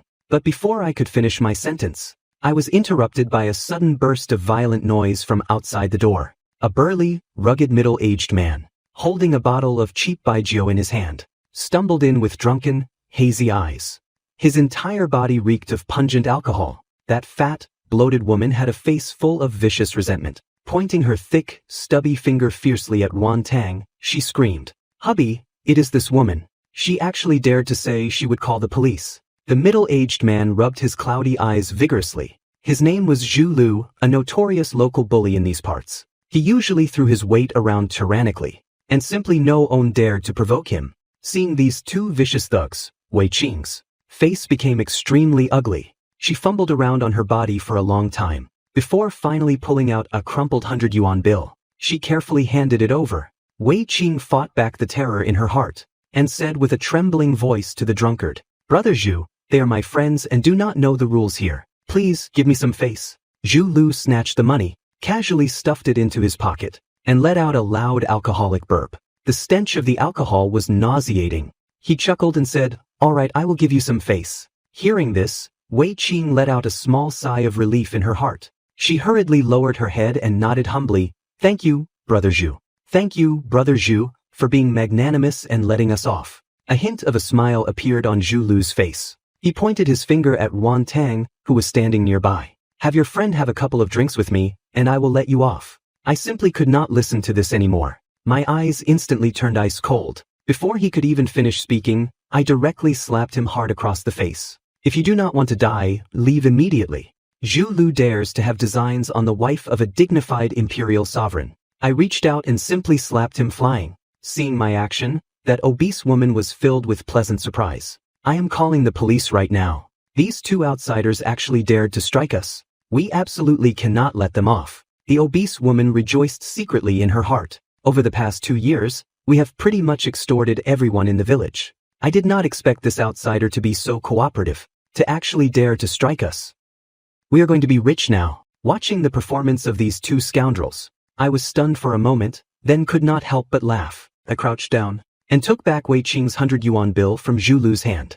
Looking at Zhu Lu's greedy face, I said seriously, I have lived for 100,000 years. You are the first person who has ever dared to try and extort me. Based on that alone, you are very brave. A trace of playfulness appeared in my eyes. When you reach the sea of samsara, you can ask for an extra bowl of mangpa soup. After all, for someone like you, it is better to forget everything completely in your next life. Hearing this, Zhu Lu ignored the blood stain at the corner of his mouth and yelled, 100,000 years. Not only did you beat me up just now, but you also robbed me of 100 yuan. The nature of your crime is vile. With the face of a scoundrel, Zhu Lu stared at me with vicious eyes. In our dragon kingdom, the nature of what you did is extremely serious. Think about it yourself. Do you want to settle this privately, or go to the authorities? Wei Qing's face was pale. She knew all too well the methods of these people. She cried out anxiously, Ruan Tang, hurry up and take your boyfriend away. Anyone in the village targeted by Zhu Lu gets a layer of skin peeled off. Seeing this, Zhu Lu's wife directly lay down right at the doorway. Her massive fat actually blocked the door. She chuckled and said, leaving is impossible. Do not even think about leaving without paying up. I gave a softo, then unceremoniously kicked her out the door like a rubber ball. How dare he act tough in front of me? Immediately after, I delivered another kick to Zhu Lu on the ground. The force was perfectly controlled, making them feel pain worse than death, yet not immediately taking the lives of these two scoundrels. Outside the door, the two of them screamed heart-wrenchingly in agony. But then, a bizarre thing happened. They discovered in horror that they seemed to have been hit by a paralyzing spell. Zhu Lu and his wife felt their bodies were completely unable to move. It was as if some invisible, 10,000-ton weight was pressing down hard upon them. They could not even twitch a finger. Their hearts were currently filled with terror. They kept trying to struggle to their feet, but it was entirely futile. That invisible force pinned them firmly to the cold ground. Watching that bizarre scene outside the door, Wei Qing was so frightened her face turned pale. She said anxiously, it is over. They are going to cling to you guys and extort you. Hurry up and run away. There is still time. Turned around and looked calmly at the panicked Wei Qing. I said slowly, I came to save you, not to run away. Ignore those two. My tone was firm, deliberately emphasizing the word, saying it was not to cure an illness, but to save her. As if what Wei Qing was experiencing was not a simple illness, but a life or death tribulation. Hearing this, Ruan Tang looked at me in confusion. What did you mean just now when you said Wei Qing does not have an illness? If it is not an illness, then what is it? Although Wei Qing had long since given up all hope regarding this, she also subconsciously raised her head. A trace of longing flashed in those dull, lifeless eyes, wanting to know the truth about her condition. I looked deeply at Wei Qing. My gaze seemed to pierce through all illusions, and at this moment, I finally saw Wei Qing's eyes clearly. Nodding with certainty, I said, this is your blessed fortune. I observed carefully. Wei Qing did indeed have double pupils, but they were not as obvious as typical double pupils. Her eyes were very clear, exceptionally clean without the slightest impurity. I discovered that the second pupil in Wei Qing's eyes was extremely blurry, like a star hidden in the deep depths. Unless Own carefully used divine sense to observe, it was completely invisible. Hearing the words blessed fortune, Wei Qing's expression became incredibly bitter because of this so-called illness. Her parents' company, which brought in millions a year, was dragged down, leading to the ruin of her family. Wei Qing recalled the past. Her family was still buried under a mountain of debt. Now, she was forced to hide in this remote mountain village, enduring constant eye rolls and bullying, just to eke out the remainder of her life. Seeing her sorrow, I said softly, do not be afraid of what I am about to tell you. It might overturn your understanding of the world, but this is the absolute truth. Seeing that Wei Qing's emotions had stabilized slightly, I continued, you are actually not human. Sitting on the ground, hugging her knees tightly, Wei Qing's voice gradually grew quieter, carrying endless grievance and an inferiority complex. She looked exceptionally pitiable. The people in the village all call me a monster. I did not deny this statement, however. Instead, I nodded very seriously. You are indeed a Yao monster/spirit.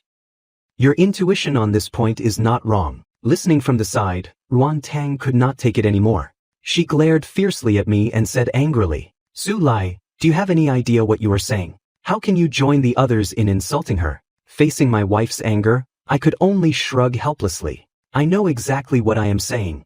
I am not insulting her. I am merely stating a fact. Ruan Tang said huffily, Wei Qing has already been ostracized by her classmates and shunned by the villagers. She is already very fragile psychologically. And here you are poking at her wounds. You are going too far. I felt helpless in my heart. Wei Qing truly was a Yao, and not just any ordinary Yao. She possessed a fraction of the noble bloodline of the double pupil bird. Although the concentration of that bloodline was very thin, I knew very well that Wei Qing's current state was known in the cultivation world as atavism. This was indeed an immense blessed fortune. If this were in the immortal realm, countless people would beg for this and still not get it. I marveled inwardly that a human Yao hybrid like Wei Qing, whose bloodline was so incredibly thin, could actually undergo atavism. It could entirely be said that she was favored by the heavenly Tao. It was a own in several 100,000 miracle. Looking at the angry Ruan Tang, I gently reached out and stroked her hair. Be good, do not be angry. Give me 5 minutes, and I will show you a brand new Wei Qing. Ruan Tang looked at me dubiously. She was momentarily stunned by my words. She even forgot to slap away the hand that was messing up her hair. Muttering in her heart, what kind of trick is this guy playing? I turned to Wei Qing and said seriously, I will give you a choice. You can choose to live out a simple, happy life on earth, as an ordinary person, and forget everything. I paused, then continued, of course. You can also choose to leave this place and head towards a vaster world to fight for a future. But that path is destined to be perilous. You do not need to rush to answer me right now. This is a lifelong matter. You can take your time to think about it. But for now, I will first help you resolve the pain in your body. Amidst Wei Qing's bewildered expression, I extended a single finger and lightly tapped the center of her brow. Instantly, a massive amount of information flooded into her mind like a tidal wave. Feeling the roaring in her mind, Wei Qing involuntarily closed her eyes, her body trembling slightly. It seemed she was undergoing an unprecedented baptism of the soul. The expressions on Wei Qing's face shifted unpredictably. Sometimes she frowned, as if enduring pain. Sometimes she looked stunned, as if seeing an unbelievable sight. Sometimes she looked fearful, and sometimes she broke into a light smile. Standing to the side, Ruan Tang had no idea what was actually happening to Wei Qing. She only saw that the feathers on the other woman's body, which had caused her such an inferiority complex, were actually falling off own by own. In the blink of an eye, Wei Qing revealed the skin that had been hidden by the feathers. Her entire being was like a butterfly breaking out of its cocoon, completely transformed and radiant. Su Lai had actually cured Wei Qing's strange illness.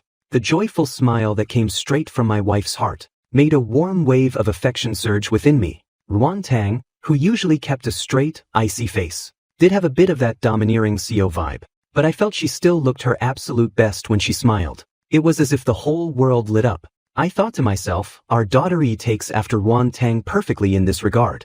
Her smile is just as captivating. It seems I will have to spoil these two darlings to the heavens in the future, so they can smile like this every single day. A full 5 minutes passed, and Wei Qing still had not opened her eyes. Ruan Tang started to panic a little. She could not help but ask me, is she okay? Why has not she woken up after so long? I said in a relaxed tone, do not worry, she is fine. She is just digesting all that information and the changes in her body. She will wake up very soon. Ruan Tang was still somewhat worried, looking at Wei Qing sitting there like a statue.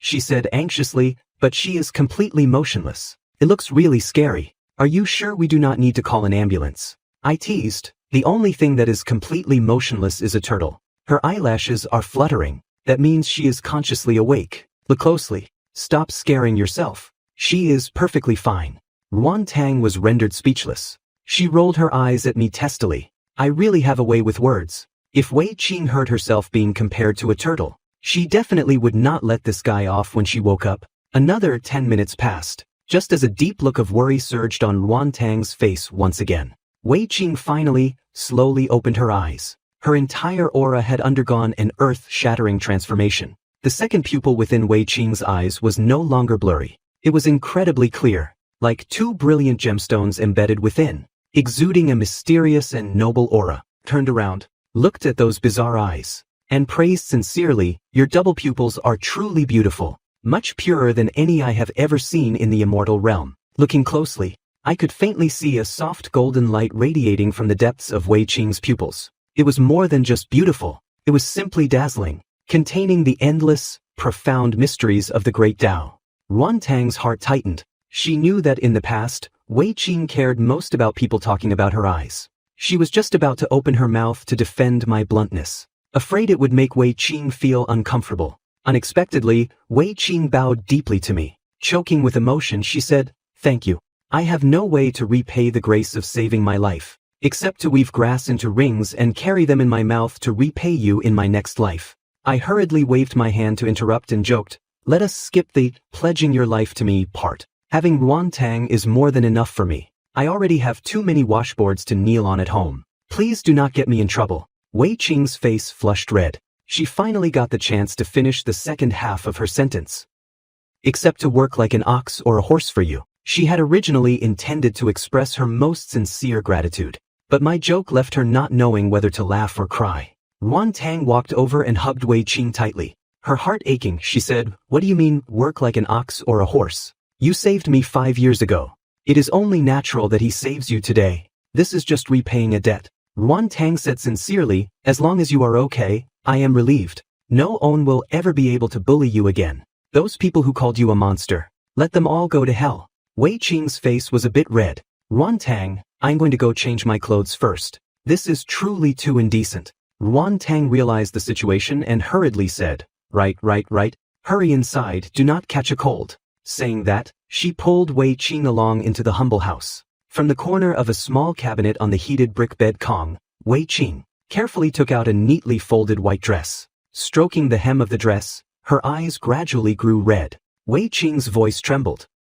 2 years ago, on my birthday, when my body became covered in feathers, my grandmother personally went to the mall to pick this out and gave it to me. She hoped I would recover quickly and dress up beautifully. Ruan Tang knew very well what happened next. While Wei Qing was abroad seeking medical treatment, her grandmother was in a severe car accident and tragically passed away. This became an eternal pain in Wei Qing's heart. Looking at the dress, Ruan Tang felt a pang of sorrow. She could not help but say gently, "Hurry up and put it on. Grandma is watching from heaven. Her taste must be excellent.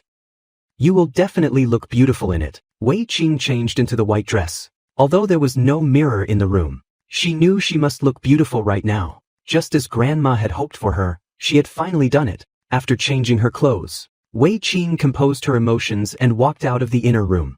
She invited me into the room to sit. Although she had nothing but 4 bare walls, this was the only place she could currently host guests. The house was surprisingly, exceptionally empty. There was absolutely no clutter, making it look particularly cold and desolate. It was as if the owner of this house was ready to leave this world at any moment. Mainly, any halfway decent furniture or valuable items in the house had long been looted by those greedy villagers. All that remained was that battered bedside cabinet embedded in the wall. However, although the bedding was old, it was washed exceptionally clean and carried a faint, fresh scent of laundry detergent. Clearly, even though she had become a monster in the mouths of the villagers, Wei Qing had never given up on life. Looking a bit constrained, Wei Qing rolled up the bedding to make room. "I have nothing in my home. Please do not laugh. Come sit on the Kong. It is warmer here." Only after saying this did she suddenly remember that Ruan Tang was now a top executive worth tens of millions.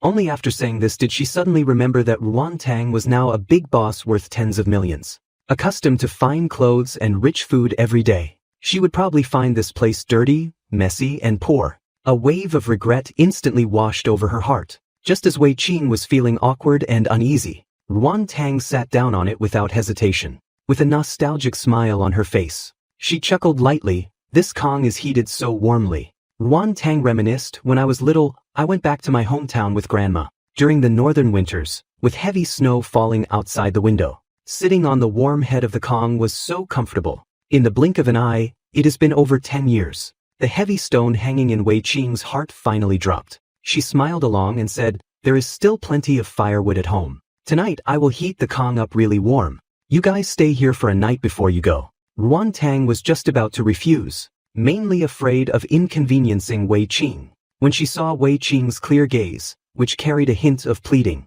The words that reached her lips were forcefully swallowed back down. For some unknown reason, Ruan Tang suddenly had an intuition. For a very long time in the future, she probably would not be able to see Wei Qing again. This illusion made her heart feel incredibly empty. Ruan Tang involuntarily asked, "Are you leaving?" She stared intently into Wei Qing's eyes, hoping to get a negative answer. But logic told her it was true.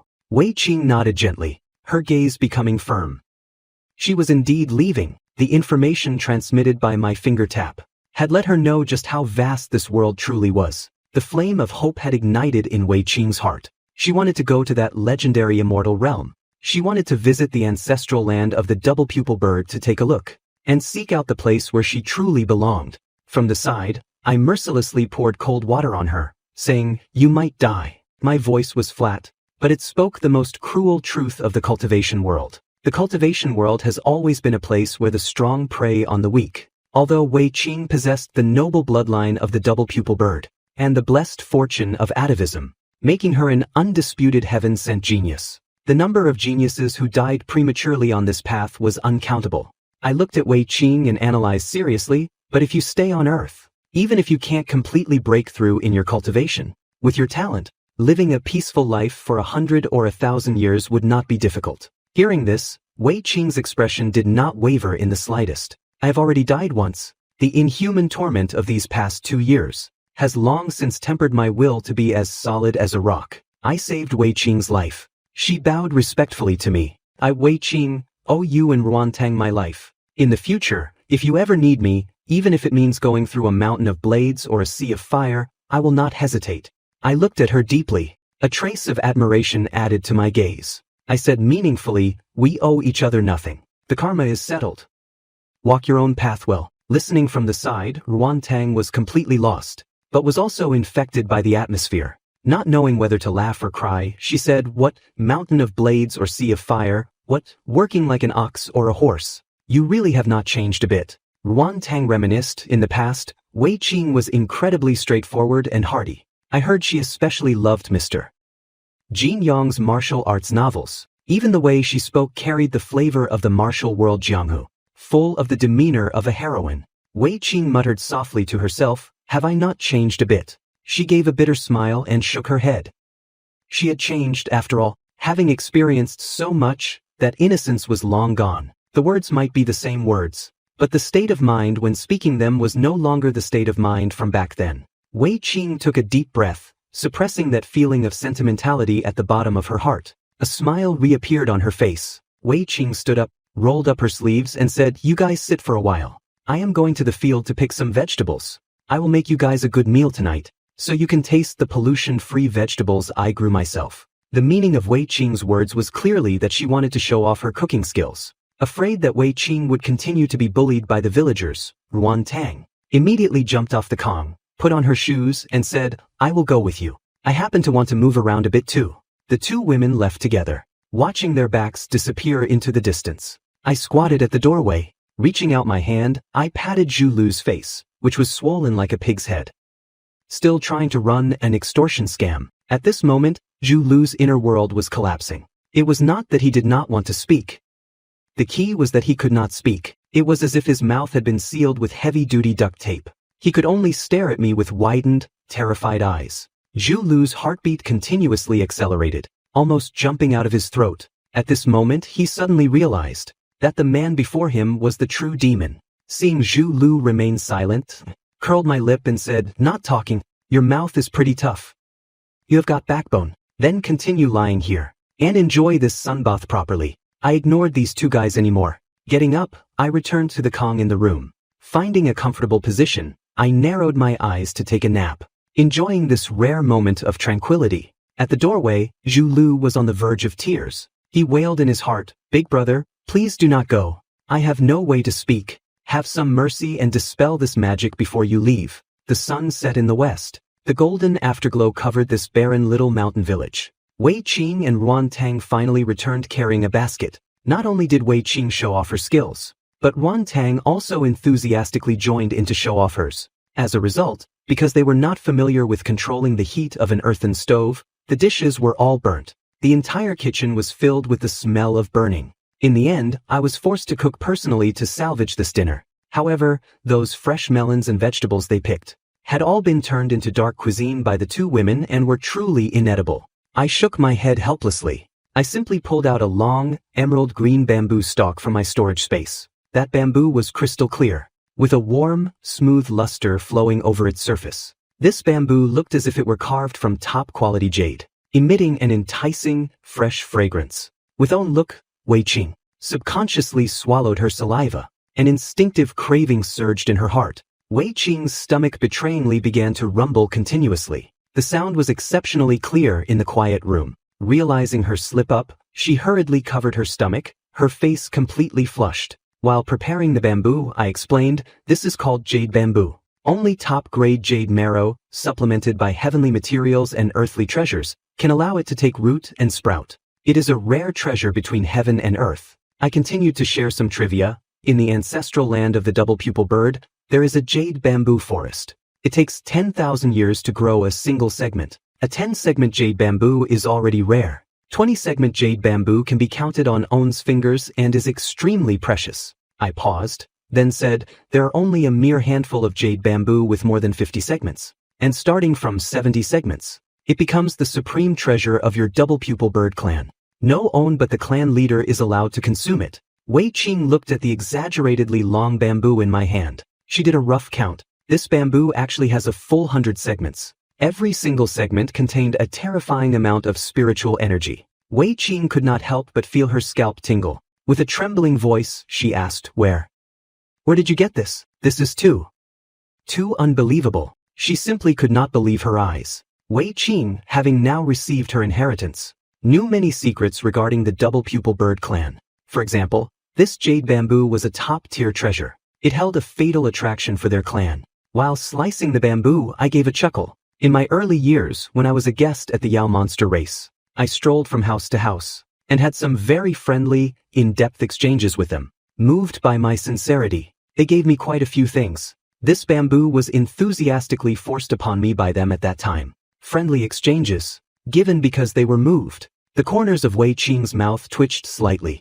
She might be innocent, but she was not a fool. The scene her mind conjured up was definitely a completely one-sided crushing defeat. Wei Qing did not know my identity as the imperial sovereign, but from these words she could also infer that my realm was probably very high, frighteningly high at that. So high that even the royal families of the Yao race had to bow their heads. I tossed the sliced bamboo pieces into the pot and rubbed my hands together.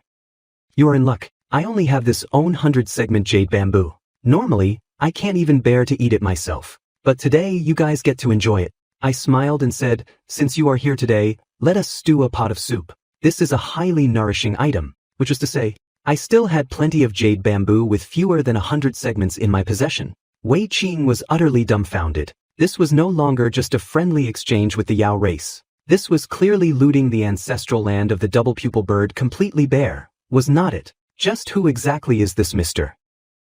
From the Kong, Ruan Tang called out, what are you guys muttering about? Wei Qing, do not worry and just leave the kitchen to Su Lai.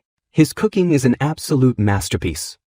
I am practically starving flat. Ever since I entered the kitchen, Ruan Tang very self-awarely stopped insisting on her dark cuisine. Instead, she obediently sat on the Kong, set up the bowls and chopsticks, and waited for the food to be served. Wei Qing turned her head and gave Ruan Tang a deep look. Towards Ruan Tang, she held a heart full of immense gratitude. This friendship was like a beam of light during the darkest days of her life. Back then, Wei Qing simply could not stand seeing Ruan Tang being kicked while she was down. That was why she extended a helping hand. She had completely never thought about getting any reward from Ruan Tang in the future. It was purely out of her true nature. The act of kindness was very small. But Wei Qing did not know that this tiny act of kindness back then had saved Ruan Tang, who was on the verge of despair. It allowed Ruan Tang to feel a trace of warmth in the human world. And Ruan Tang also did not know that this small reciprocation of kindness from her had also saved Wei Qing, who was in hell today. It allowed Wei Qing to gain a new lease on life. This is the wondrous nature of fate. As I used the iron pot to stew the jade bamboo, I inexplicably felt a bit emotional. Looking at the rolling broth in the pot, I thought to myself, good and evil truly operate in a cycle of karma. Plant a good cause, reap a good result.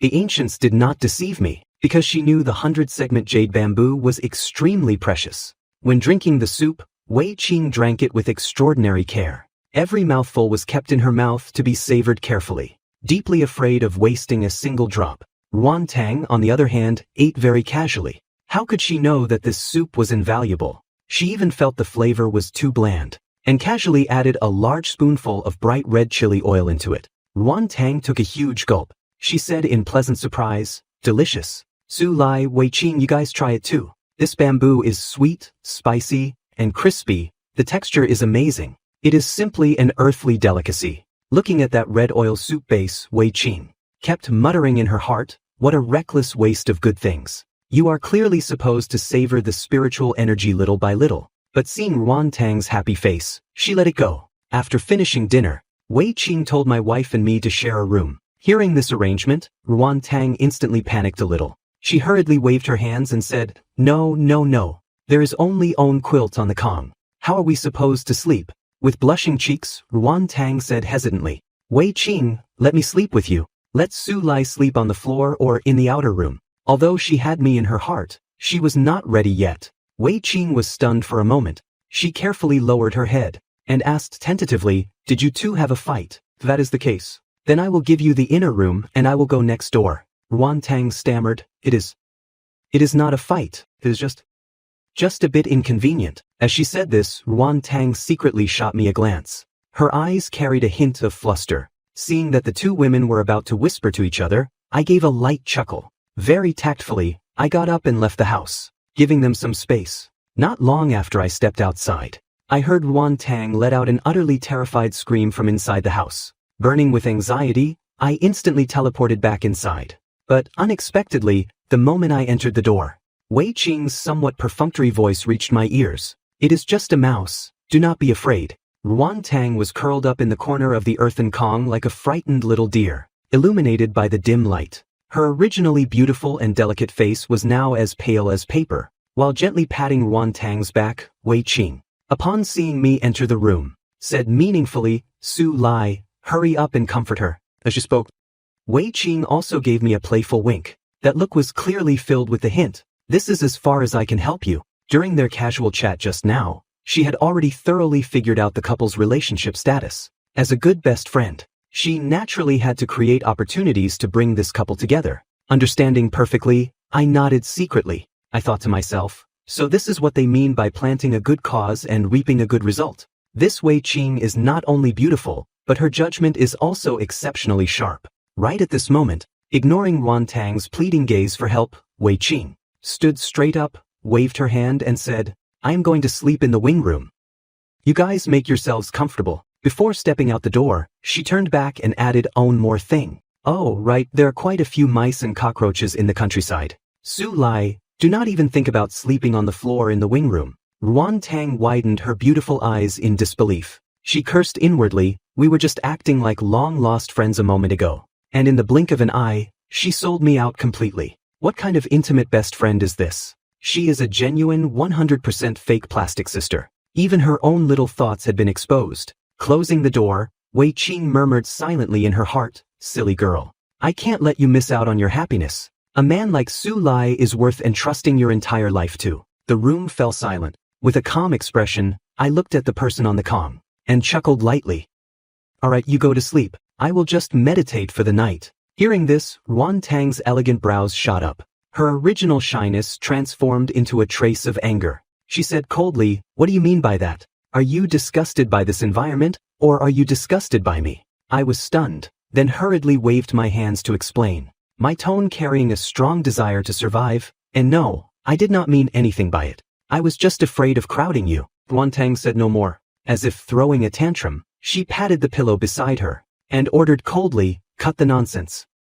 Lie down and go to sleep." She quickly lay back down on her pillow with her back to me, and added in a cold, clear voice, "I am not as squeamish as you think, and this bed is big enough." I hesitated for a moment, then probed tentatively, "Honey, you really do not have to force yourself. I am a martial artist. Meditating is really no problem for me. I am afraid." Ruan Tang's heart softened slightly, feeling that this man was actually quite a gentleman. She subconsciously finished my sentence, "You are afraid you won't be able to control yourself and make a move on me." I said however, and corrected her with a completely serious face. No. I am afraid you will make a move on me. After all, in the middle of nowhere like this. Ruan Tang's face instantly flushed red all the way to the tips of her ears. A mix of humiliation and anger. She turned around and roared. Why you Su Lai, you jerk. With an innocent face, I continued to twist the knife. Look at the facts. The first time we met, and the night you got drunk. Which time were not you the one taking the initiative?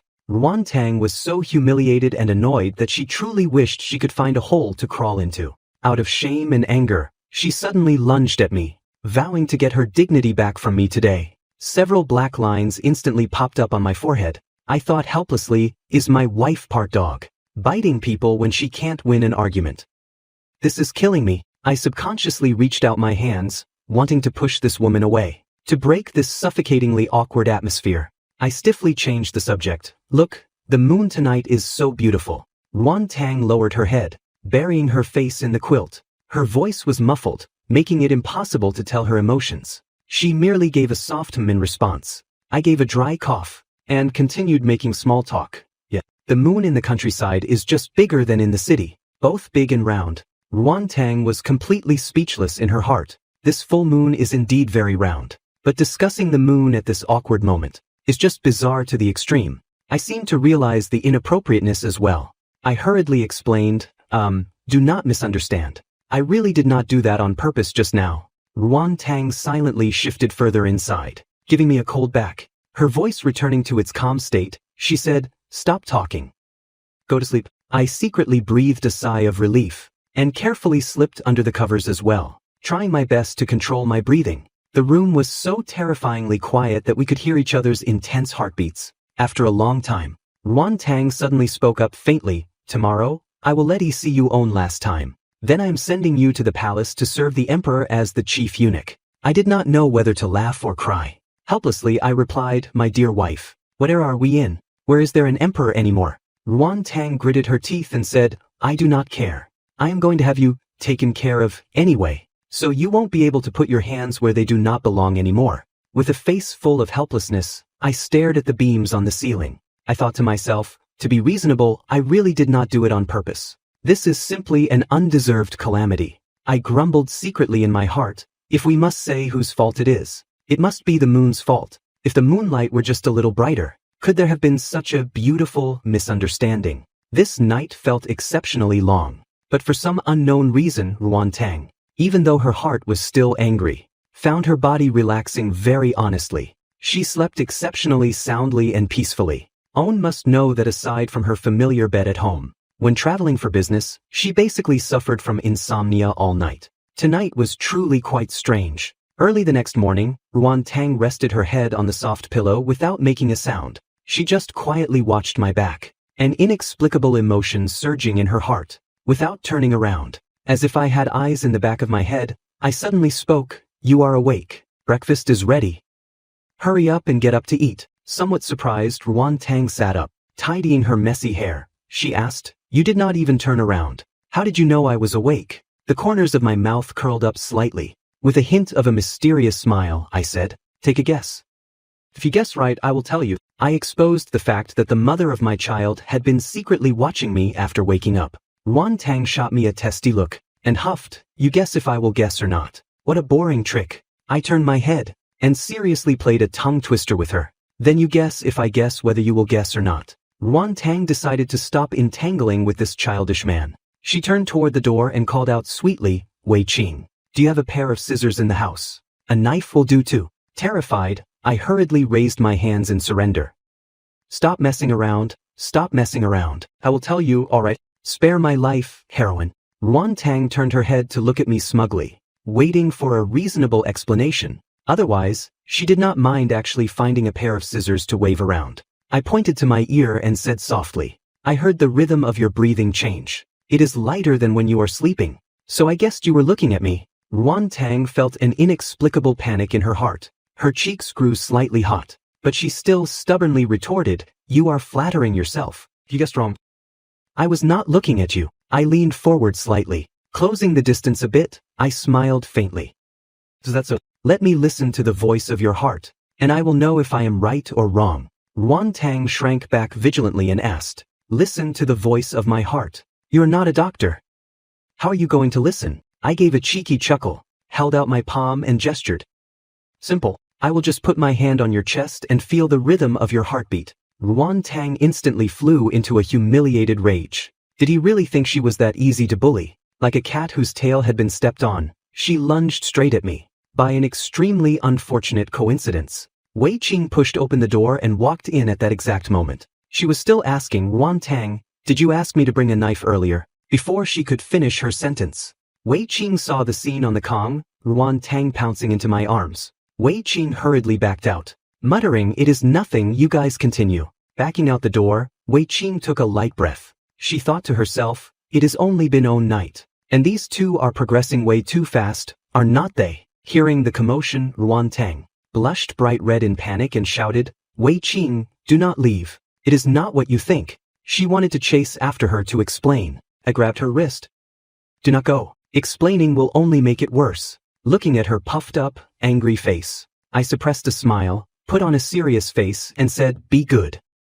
Go wash up and eat breakfast first." Ruan Tang casually grabbed a pillow and hurled it hard at me. She scolded coquettishly, "Be good, your big head. It is all your fault. Now you have made Wei Qing misunderstand." After eating a simple farmhouse breakfast, Ruan Tang and Wei Qing bid a reluctant farewell, preparing to leave this small village full of memories. Before leaving, Wei Qing leaned into Ruan Tang's ear and whispered a reminder. "I think Su Lai is a very good match for you. Whatever you do not hold a grudge over what happened 5 years ago anymore." Ruan Tang cast a complex look at me waiting in the distance, and said in a low voice, "We have already talked that out. Do not worry." Wei Qing gave her a deep look, her tone somewhat mournful. "Some fate once missed is missed for a lifetime. Whatever you do not do something you will regret." After leaving the village, I drove the car along the highway heading towards Donghai City. In the passenger seat, Ruan Tang was still pondering Wei Qing's words. She suddenly remembered something, turned her head and asked casually, "By the way, Su Lai, you drive so steadily. How many years have you been driving?" Holding the steering wheel, my eyes fixed forward, I answered calmly, "Actually, I have never driven a car. In reality, I am using spiritual energy to envelop the car and fly close to the ground." Hearing this, Ruan Tang instantly panicked. Her face changed drastically. Pull over right now, I will drive." Under Ruan Tang's intense insistence, the two of us ended up switching seats. Ruan Tang rubbed her forehead and sighed. "I know the principle of a driving school. If you have nothing to do today, go learn how to drive. Once you get your driver's license, I will buy you a car." I did not refuse this kind gesture, although I did not need mortal modes of transportation. To set my wife's mind at ease, I nodded and agreed. By the time we got home, it was already 8:30 am. As soon as we walked in the door, we heard a clattering noise from the kitchen, along with Ruan Lan's complaints. Little Yi was sitting at the dining table. In her sweet voice, she called out, "Auntie, when will your love fried egg be ready? My tummy is hungry." Ruan Lan stared at the strange egg in her hand that simply would not crack, her expression utterly depressed. She had been struggling with this egg for the past half hour. This egg was as hard as granite. Ruan Lan seriously suspected this was a stone model I had deliberately gotten, just to prank her. She placed the egg on the cutting board, took a deep breath, picked up a heavy kitchen knife, and slammed it down hard. A crisp clink of metal hitting metal rang out. The massive recoil numbed Ruan Lan's arm, and the kitchen knife was sent flying. Aggrieved, she cried out, "What kind of broken egg is this? Let us just go out to eat." Hearing the sound of the door opening, he happily pounced toward the door. "Daddy, Mommy, you are back." Ruan Lan also hurried out of the kitchen to complain. "Brother-in-law, why is this egg you bought so hard? Are you trying to chip my teeth?" I walked into the kitchen, picked up the completely undamaged egg, and said helplessly, "This is a special kind of free-range egg. It is normal for the shell to be hard. Actually, it was a precious phoenix egg. An ordinary iron kitchen knife obviously could not crack it." I did not want to explain too much. With a casual squeeze, I easily cracked 2 of them, and made a hearty breakfast for the family. Urged by Ruan Tang, I went to the Dongli University infirmary, handled some miscellaneous matters, and then went to the driving school. The driving school principal, Du Qinghua, received me warmly. Pointing to a cold and glamorous beauty behind him, he introduced, "This is my daughter, Du Li, our star instructor." However, Du Li raised an eyebrow with a displeased look.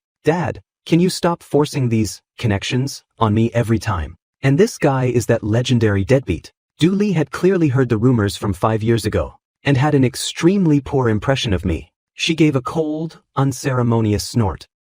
"Follow me, you great Romeo." I was not angry either. I followed Du Li into the instructor car. Sitting in the passenger seat, Du Li asked in a stiff tone, "Have you ever driven a car before?" I answered honestly, "I have driven once or twice, but I have not learned it systematically." Du Li instantly blew up.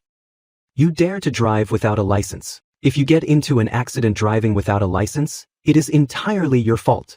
I fell silent helplessly, and began attempting to start the car under Du Li's harsh scolding. As a result, my first press of the accelerator revved it up to 30 kilometers per hour. Du Li slammed on the passenger brake and roared, "Are you trying to launch into space driving this fast? Step on the clutch, control your speed, do it again." However, the subsequent subject to practice exercises made Du Li's jaw drop. My reverse parking was textbook perfect, accurate down to the millimeter. Annoyed, Du Li interrogated, "Are you pretending to be a pig to eat a tiger just to mess with me? With this kind of skill, why do you even need to learn how to drive?" Seeing me calmly reject her speculation, Du Li could not suppress her anger. She decided to regain her pride during the Subject 3 road test, and severely discipline this guy who got in through connections. The car drove onto Haibin Road. Du Li began to constantly nitpick, "Slow down, slow down. Can't you see the ant up ahead? Drive faster. Even bicycles are overtaking you." No matter how good my temper was, I was getting annoyed by this unreasonable behavior. I suddenly slammed on the brakes, stopping by the side of the road. Looking calmly at Du Li, I said, "You want to launch into space?" Du Li thought I was going to resort to violence. She sneered, "What, trying to scare me? If you are so capable, then drive." An unreadable smile curled at the corners of my mouth.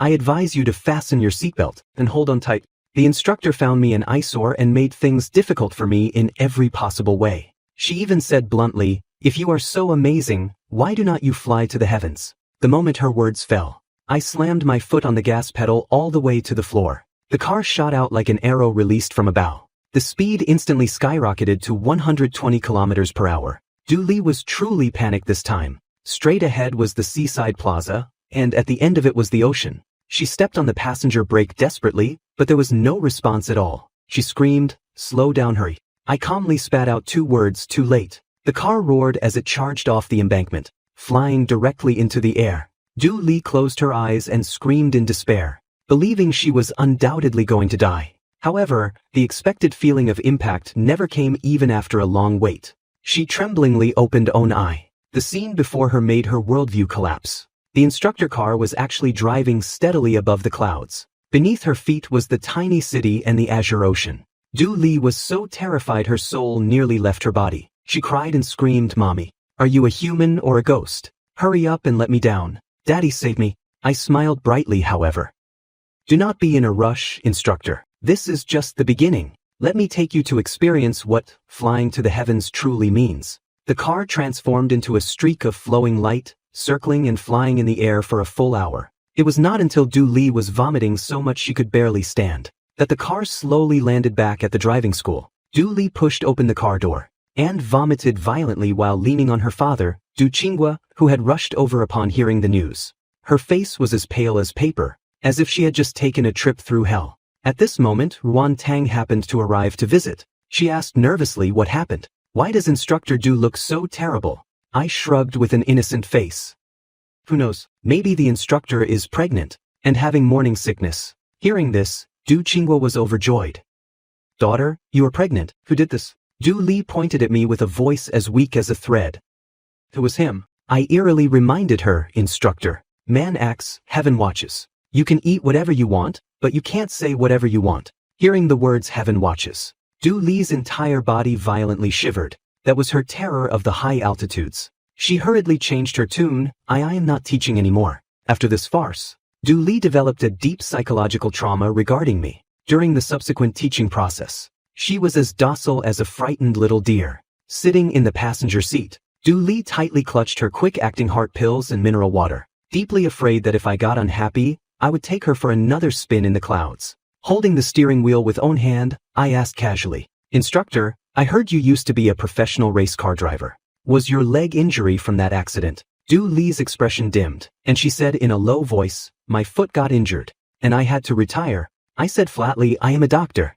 Come to the school infirmary when you have time. I might be able to heal your leg. Du Li muttered softly, what can a school doctor cure? I do not even know how many so-called famous doctors I have seen. I suddenly slammed on the brakes. Startled, Du Li hurriedly changed her tune, I think highly of you. School doctors are the most amazing. I will go tomorrow, returning home in the evening. In order to reward my family, I personally cooked a luxurious feast of 5 dishes and own soup. Looking at the table full of delicacies, Ruan Lan was so happy she was about to faint. She winked smugly at Ruan Tang. My pillow talk strategy really worked. Under Ruan Tang's dark-faced interrogation, Little Yi acted as a sweet, caring little jacket, and spilled the beans completely about how her aunt had incited her to whisper pillow talk. In the kitchen, I helplessly rubbed my forehead. I decided to pretend I did not hear anything, lest this family war spill over onto me. After dinner, Yi clamored to soak in the hot spring. Only then did Ruan Lan remember the backyard of Haitang Villa had an infinity pool connected to hot spring water. A casual smile curled at the corners of Ruan Lan's mouth. Brother-in-law, why are you in such a hurry to leave? Come soak in the hot spring with us. The water temperature today is quite comfortable. Oh, thanks. Since you sisters are soaking, I won't join the fun. Besides, I happen to have a friend visiting. I am going down the mountain to meet them. Ruan Tang was sitting to the side at the moment. Hearing that I was leaving, she said, since a friend is here, why not bring them to the house? I will go wash some fruit to entertain them. We should not neglect our guests. No need to trouble yourself. The person coming is own of our own. There is no need to be so polite with her. You guys just go soak. I will be right back. Once my figure had completely disappeared, Ruan Lan instantly became secretive and mysterious. My brother-in-law going to meet a friend late at night like this. Is that person a man or a woman? Ruan Tang rolled her eyes at her sister helplessly. Whoever it is, it has nothing to do with us. He has his own social circle. We should not interfere too much in his private affairs. Ruan Lan, however, was unconcerned. Letting her imagination run wild, she muttered to herself. That is not necessarily true. What if it is a huge beauty? Brother-in-law is so outstanding. Who knows, he might have been targeted. Seeing her sister close her eyes to rest and stay silent, Ruan Lan gave a cheeky chuckle. Her eyes darted around, and she leaned in close to Ruan Tang. Sis, should we follow him and take a look? With a crisp thwack. Ruan Tang really could not listen to this anymore. She raised her hand and knocked Ruan Lan hard on the head. What kind of nonsense is going through your head all day long? You silly girl. You have to trust Su Lai. He is absolutely not that kind of person. Ruan Lan clutched her forehead and let out an exaggerated ouch. Then, she revealed a sly smile. Sis, you completely treat brother-in-law as your own husband now, do not you? Looking at her sister's teasing gaze, Ruan Tang finally realized she had fallen into this mischievous girl's trap. Her cheeks flushed slightly. At the same time, at the security checkpoint at the foot of Haitang Mountain, a young girl who looked only 15 or 16 years old stood quietly outside the security barrier. Seeing this young girl standing there for a long time, the security captain felt a sense of pity, so he walked up and asked in a very friendly tone, Little girl, are you here to see the crabapple flowers? The gates are already locked now. If you want to see them, come back after 9:00 a.m. tomorrow morning. He kindly reminded her, there is own last bus arriving in 5 minutes. Hearing his words, the young girl slowly raised her head. The corners of her mouth curled up, revealing a sweet smile. Thank you for your kindness, uncle. But I am not here to see the flowers. I am waiting for someone here. Waiting for someone. A hesitant look appeared on the security captain's face. Waiting for someone at the foot of the mountain in the middle of the night? Who could it be? Right at this moment, the young girl's eyes suddenly lit up. Her originally calm expression instantly became incredibly respectful. He's here. The security captain subconsciously looked toward the sound. On the road leading to the top of the mountain, a tall and slender figure was slowly walking over. It was the only male resident on the mountain, wearing casual loungewear with my hands in my pockets. I walked over with a relaxed demeanor. The security captain's eyes were instantly filled with various complex emotions. The way he looked at me was simply like looking at a god. It is own thing to already have 2 top-tier beauties at home. But now he is not even letting the young girl in front of him off the hook. He sighed secretly in his heart. These detestable rich people. Their lives are truly so dull, making people envious, jealous, and hateful. I paid no attention to the security guard's strange gaze. I walked straight ahead, my footsteps steady, carrying an invisible majesty. The seemingly fragile young girl before me was surprisingly the ancestor of the Yao race's double-pupil bird clan, possessing the terrifying strength of the peak immortal venerable realm.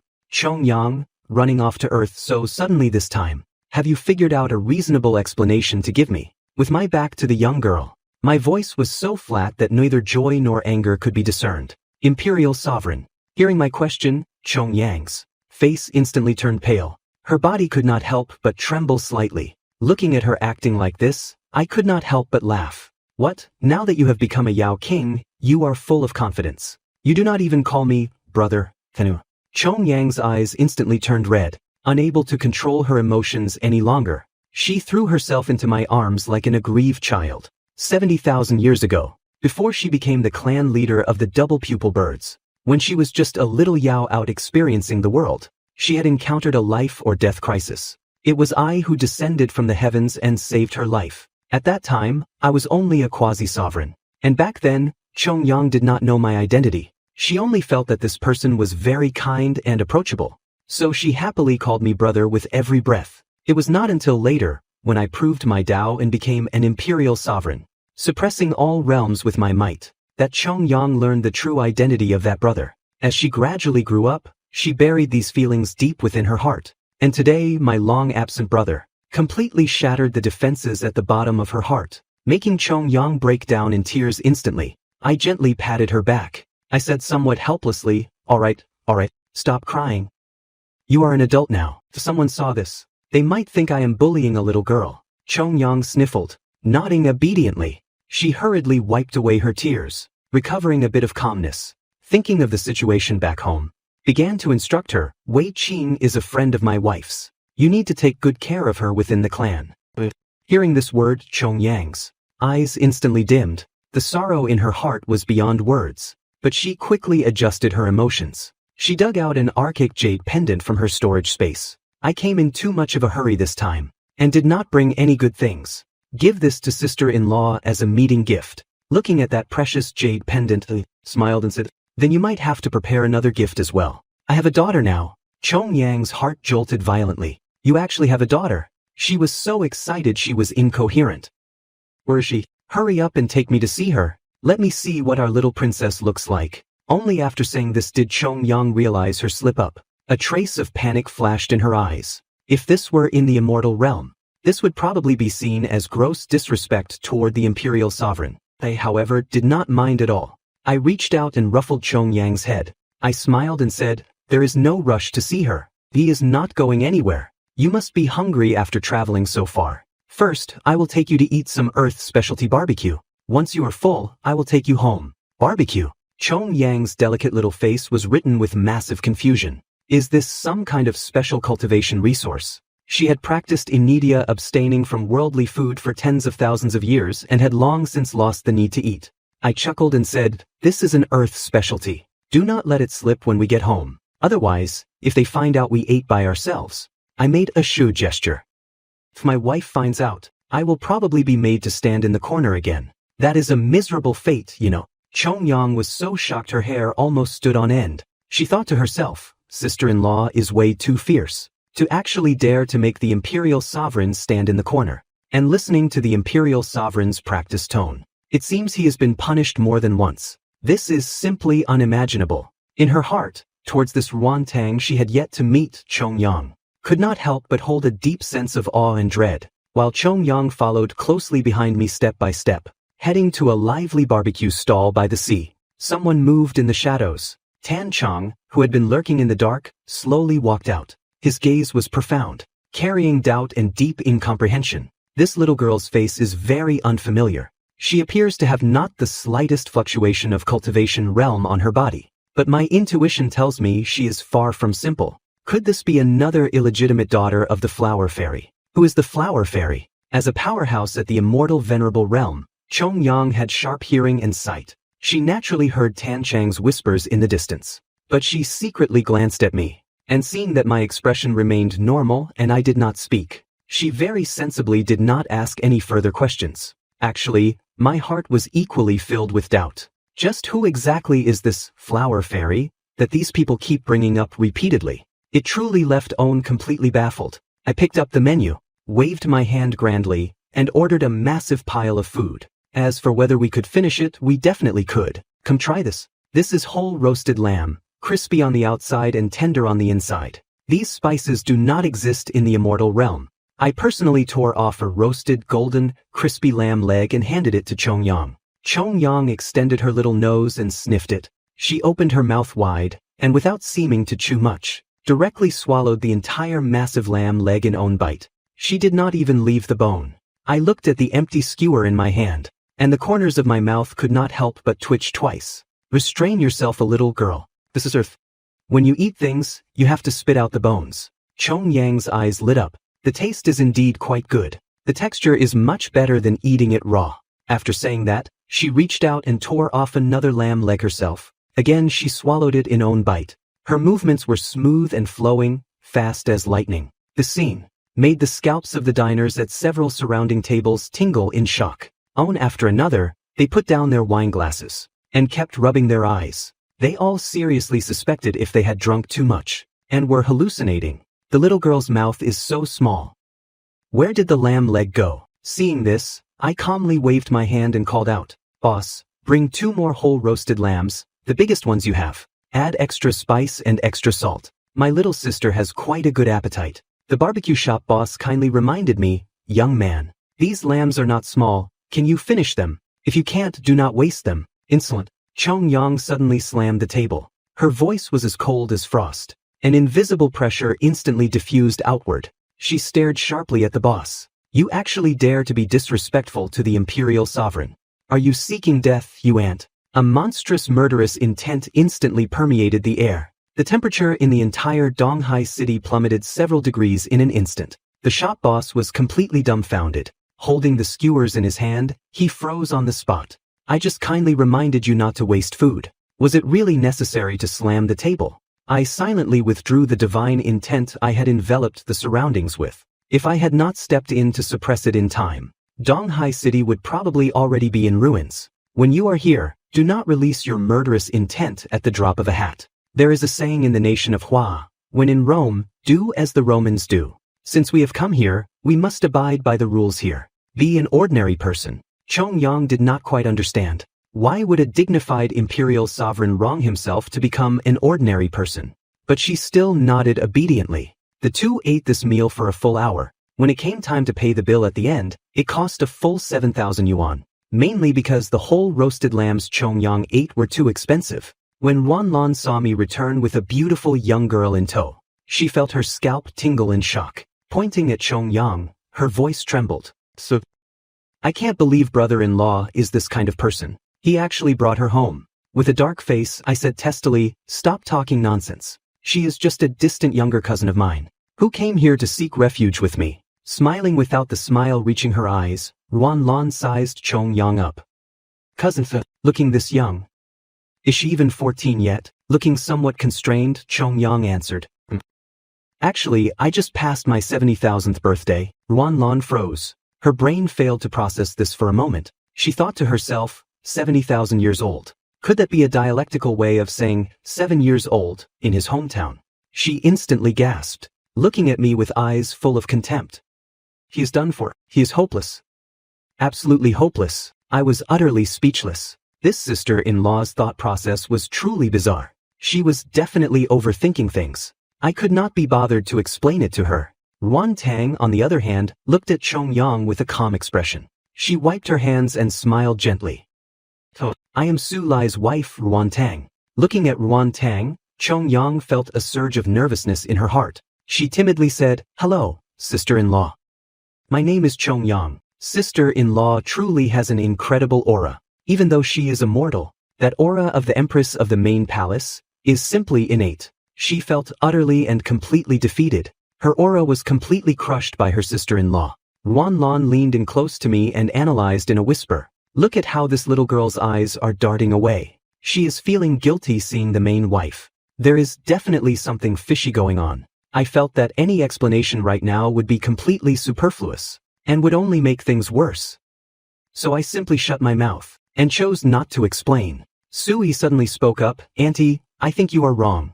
Daddy is not that kind of person." She lowered her voice and said, "Did not you notice? Although this older sister is pretty, But, Ruan Lan asked in confusion, but what? What kind of blind spot did a little kid like you discover? With a completely straight face, Sui said. Her figure is just like yours, Auntie, completely flat. Daddy could never like that. Daddy likes figures like mommy's. This stab was not only accurate but also viciously deep. Chongyang lowered her head to look at herself, weeping silently in her heart. It has been 70,000 years, and they really have not grown much. Ruan Lan instantly blew up. She said angrily, Sui, why you little ingrate? What is wrong with me? I thought we had a united front. Ruan Lan brandished her claws in fury. Terrified, Sui immediately hid behind me. Daddy, save me. The tigress is going to eat me. What? Ruan Tang specifically washed a plate of fresh fruit for Chongyang. Unlike her sister's immaturity and suspicion, Ruan Tang believed this truly was my distant cousin. So, her attitude was very gentle. Holding Chongyang's hand, she asked about her well-being with deep concern. But the friendlier she was, the greater the pressure Chongyang felt in her heart. This is the wife of the imperial sovereign. Even if she is just an ordinary mortal, Chongyang did not dare to show the slightest bit of disrespect or negligence. Bracing herself, Chongyang took the jade pendant out of her pocket again and handed it to Ruan Tang. Sister-in-law, this is a gift for you. The jade pendant looked plain and unadorned, but it was refined from the extremely rare 777 segment jade bamboo.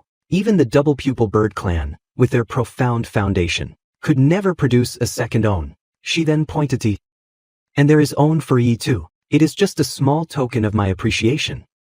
Please, you must accept it. As for Sui's gift, it was a massive egg, with a faint luster flowing over its surface, still carrying a trace of warmth. Looking at that egg, my expression became somewhat hesitant. I could not help but ask, what is the situation with this egg? Looking a bit embarrassed, Chongyang whispered, this is a Chongyang bird egg. Just laid. She did not have any other treasures suitable for children in her storage space. Looking at the egg in my hands, I was momentarily speechless. Silently, I stuffed the egg back into Chongyang's arms. With a complex tone, I said, I accept the sentiment on Yi's behalf, but you should keep this egg for yourself. Afterward, I left the women to chat amongst themselves in the living room. I turned and went up to the second floor to prepare the guest room for Chongyang. By the time I finished making the bed and came back down, the scene in the living room had completely changed, making my jaw drop. Ruan Lan had actually brought out a huge case of beer and was drinking with Chongyang, their arms around each other's shoulders. The two acted as if they regretted not meeting sooner. They kept whispering secrets to each other, so close that they seemed like biological sisters who had not seen each other in years, calling her Yang Yang with every breath. As for Ruan Tang, she had also been persuaded by these two drunks to have a few glasses. At this moment, her face was flushed pink, and her eyes were somewhat hazy. Looking at this chaotic scene, I advised, that is about enough. You have to work tomorrow, do not drink too much. Ruan Tang's alcohol tolerance was already poor, and her behavior after drinking left much to be desired. If she drank too much, things would easily get out of hand. I was very worried. Move aside, do not boss me around. Ruan Tang waved her hand and pushed me away. Looking expectantly at Chongyang, she said, come on, let us keep drinking. I was completely baffled. I only left for a little while. What on earth did these three women talk about just now? I could not help but look at my precious daughter sitting in the corner. Sui was resting her chin on her hands, pouting cutely. Daddy, I tried to persuade Mommy and Auntie, but they said, this is adult business, little kids should not interfere. My heart aching, I picked up my daughter to leave. Let us ignore these drunks. Daddy will take you to bed and tell you a story. By the time I coaxed Yi to sleep and came back downstairs, the living room was a complete mess. Beer bottles were scattered everywhere, and the air reeked of alcohol. Ruan Tang was already dead drunk, her eyes hazy. Her body lay limply on the sofa, still mumbling something indistinctly. Ignoring Ruan Lan's objections, I directly scooped her up in my arms and strode toward the bedroom. The reason I did this was because I was afraid Ruan Tang's drunkenness would act up in the middle of the night. Just as I placed Ruan Tang on the bed and carefully covered her with the quilt, I saw her suddenly open those hazy, beautiful eyes. Breathing out an orchid-like fragrance, she said, Su Lai. What do you want to say? My heart stirred. I leaned in close to Ruan Tang and listened attentively. I rejoiced secretly in my heart. Could it be the truth coming out after drinking? Is she going to say she likes me? However, Ruan Tang frowned and mumbled, who said anything about that? I want to drink water. I am so thirsty. Women. I gave a bitter smile in my heart. using the gentlest tone to say the most heartbreaking words to a man. Resigning to my fate, I picked up the water glass, helped Ruan Tang up, and carefully brought it to her lips. However, her ladyship did not lean toward the water glass. Instead, as if possessed, she leaned directly toward my face. I was completely stunned, my mind going blank. Ruan Tang's movements suddenly paused. Her body fell limply backward, and she actually fell straight asleep just like that. She was still continuously sleep-talking water.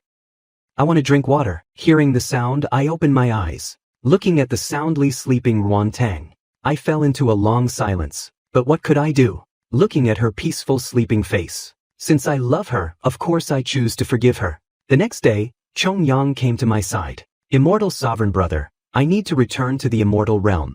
Please say goodbye to sister-in-law for me. I fell silent for a moment. I knew the burden on Chong Yang's shoulders was very heavy. Not everyone could be as carefree as me. Be careful on your journey.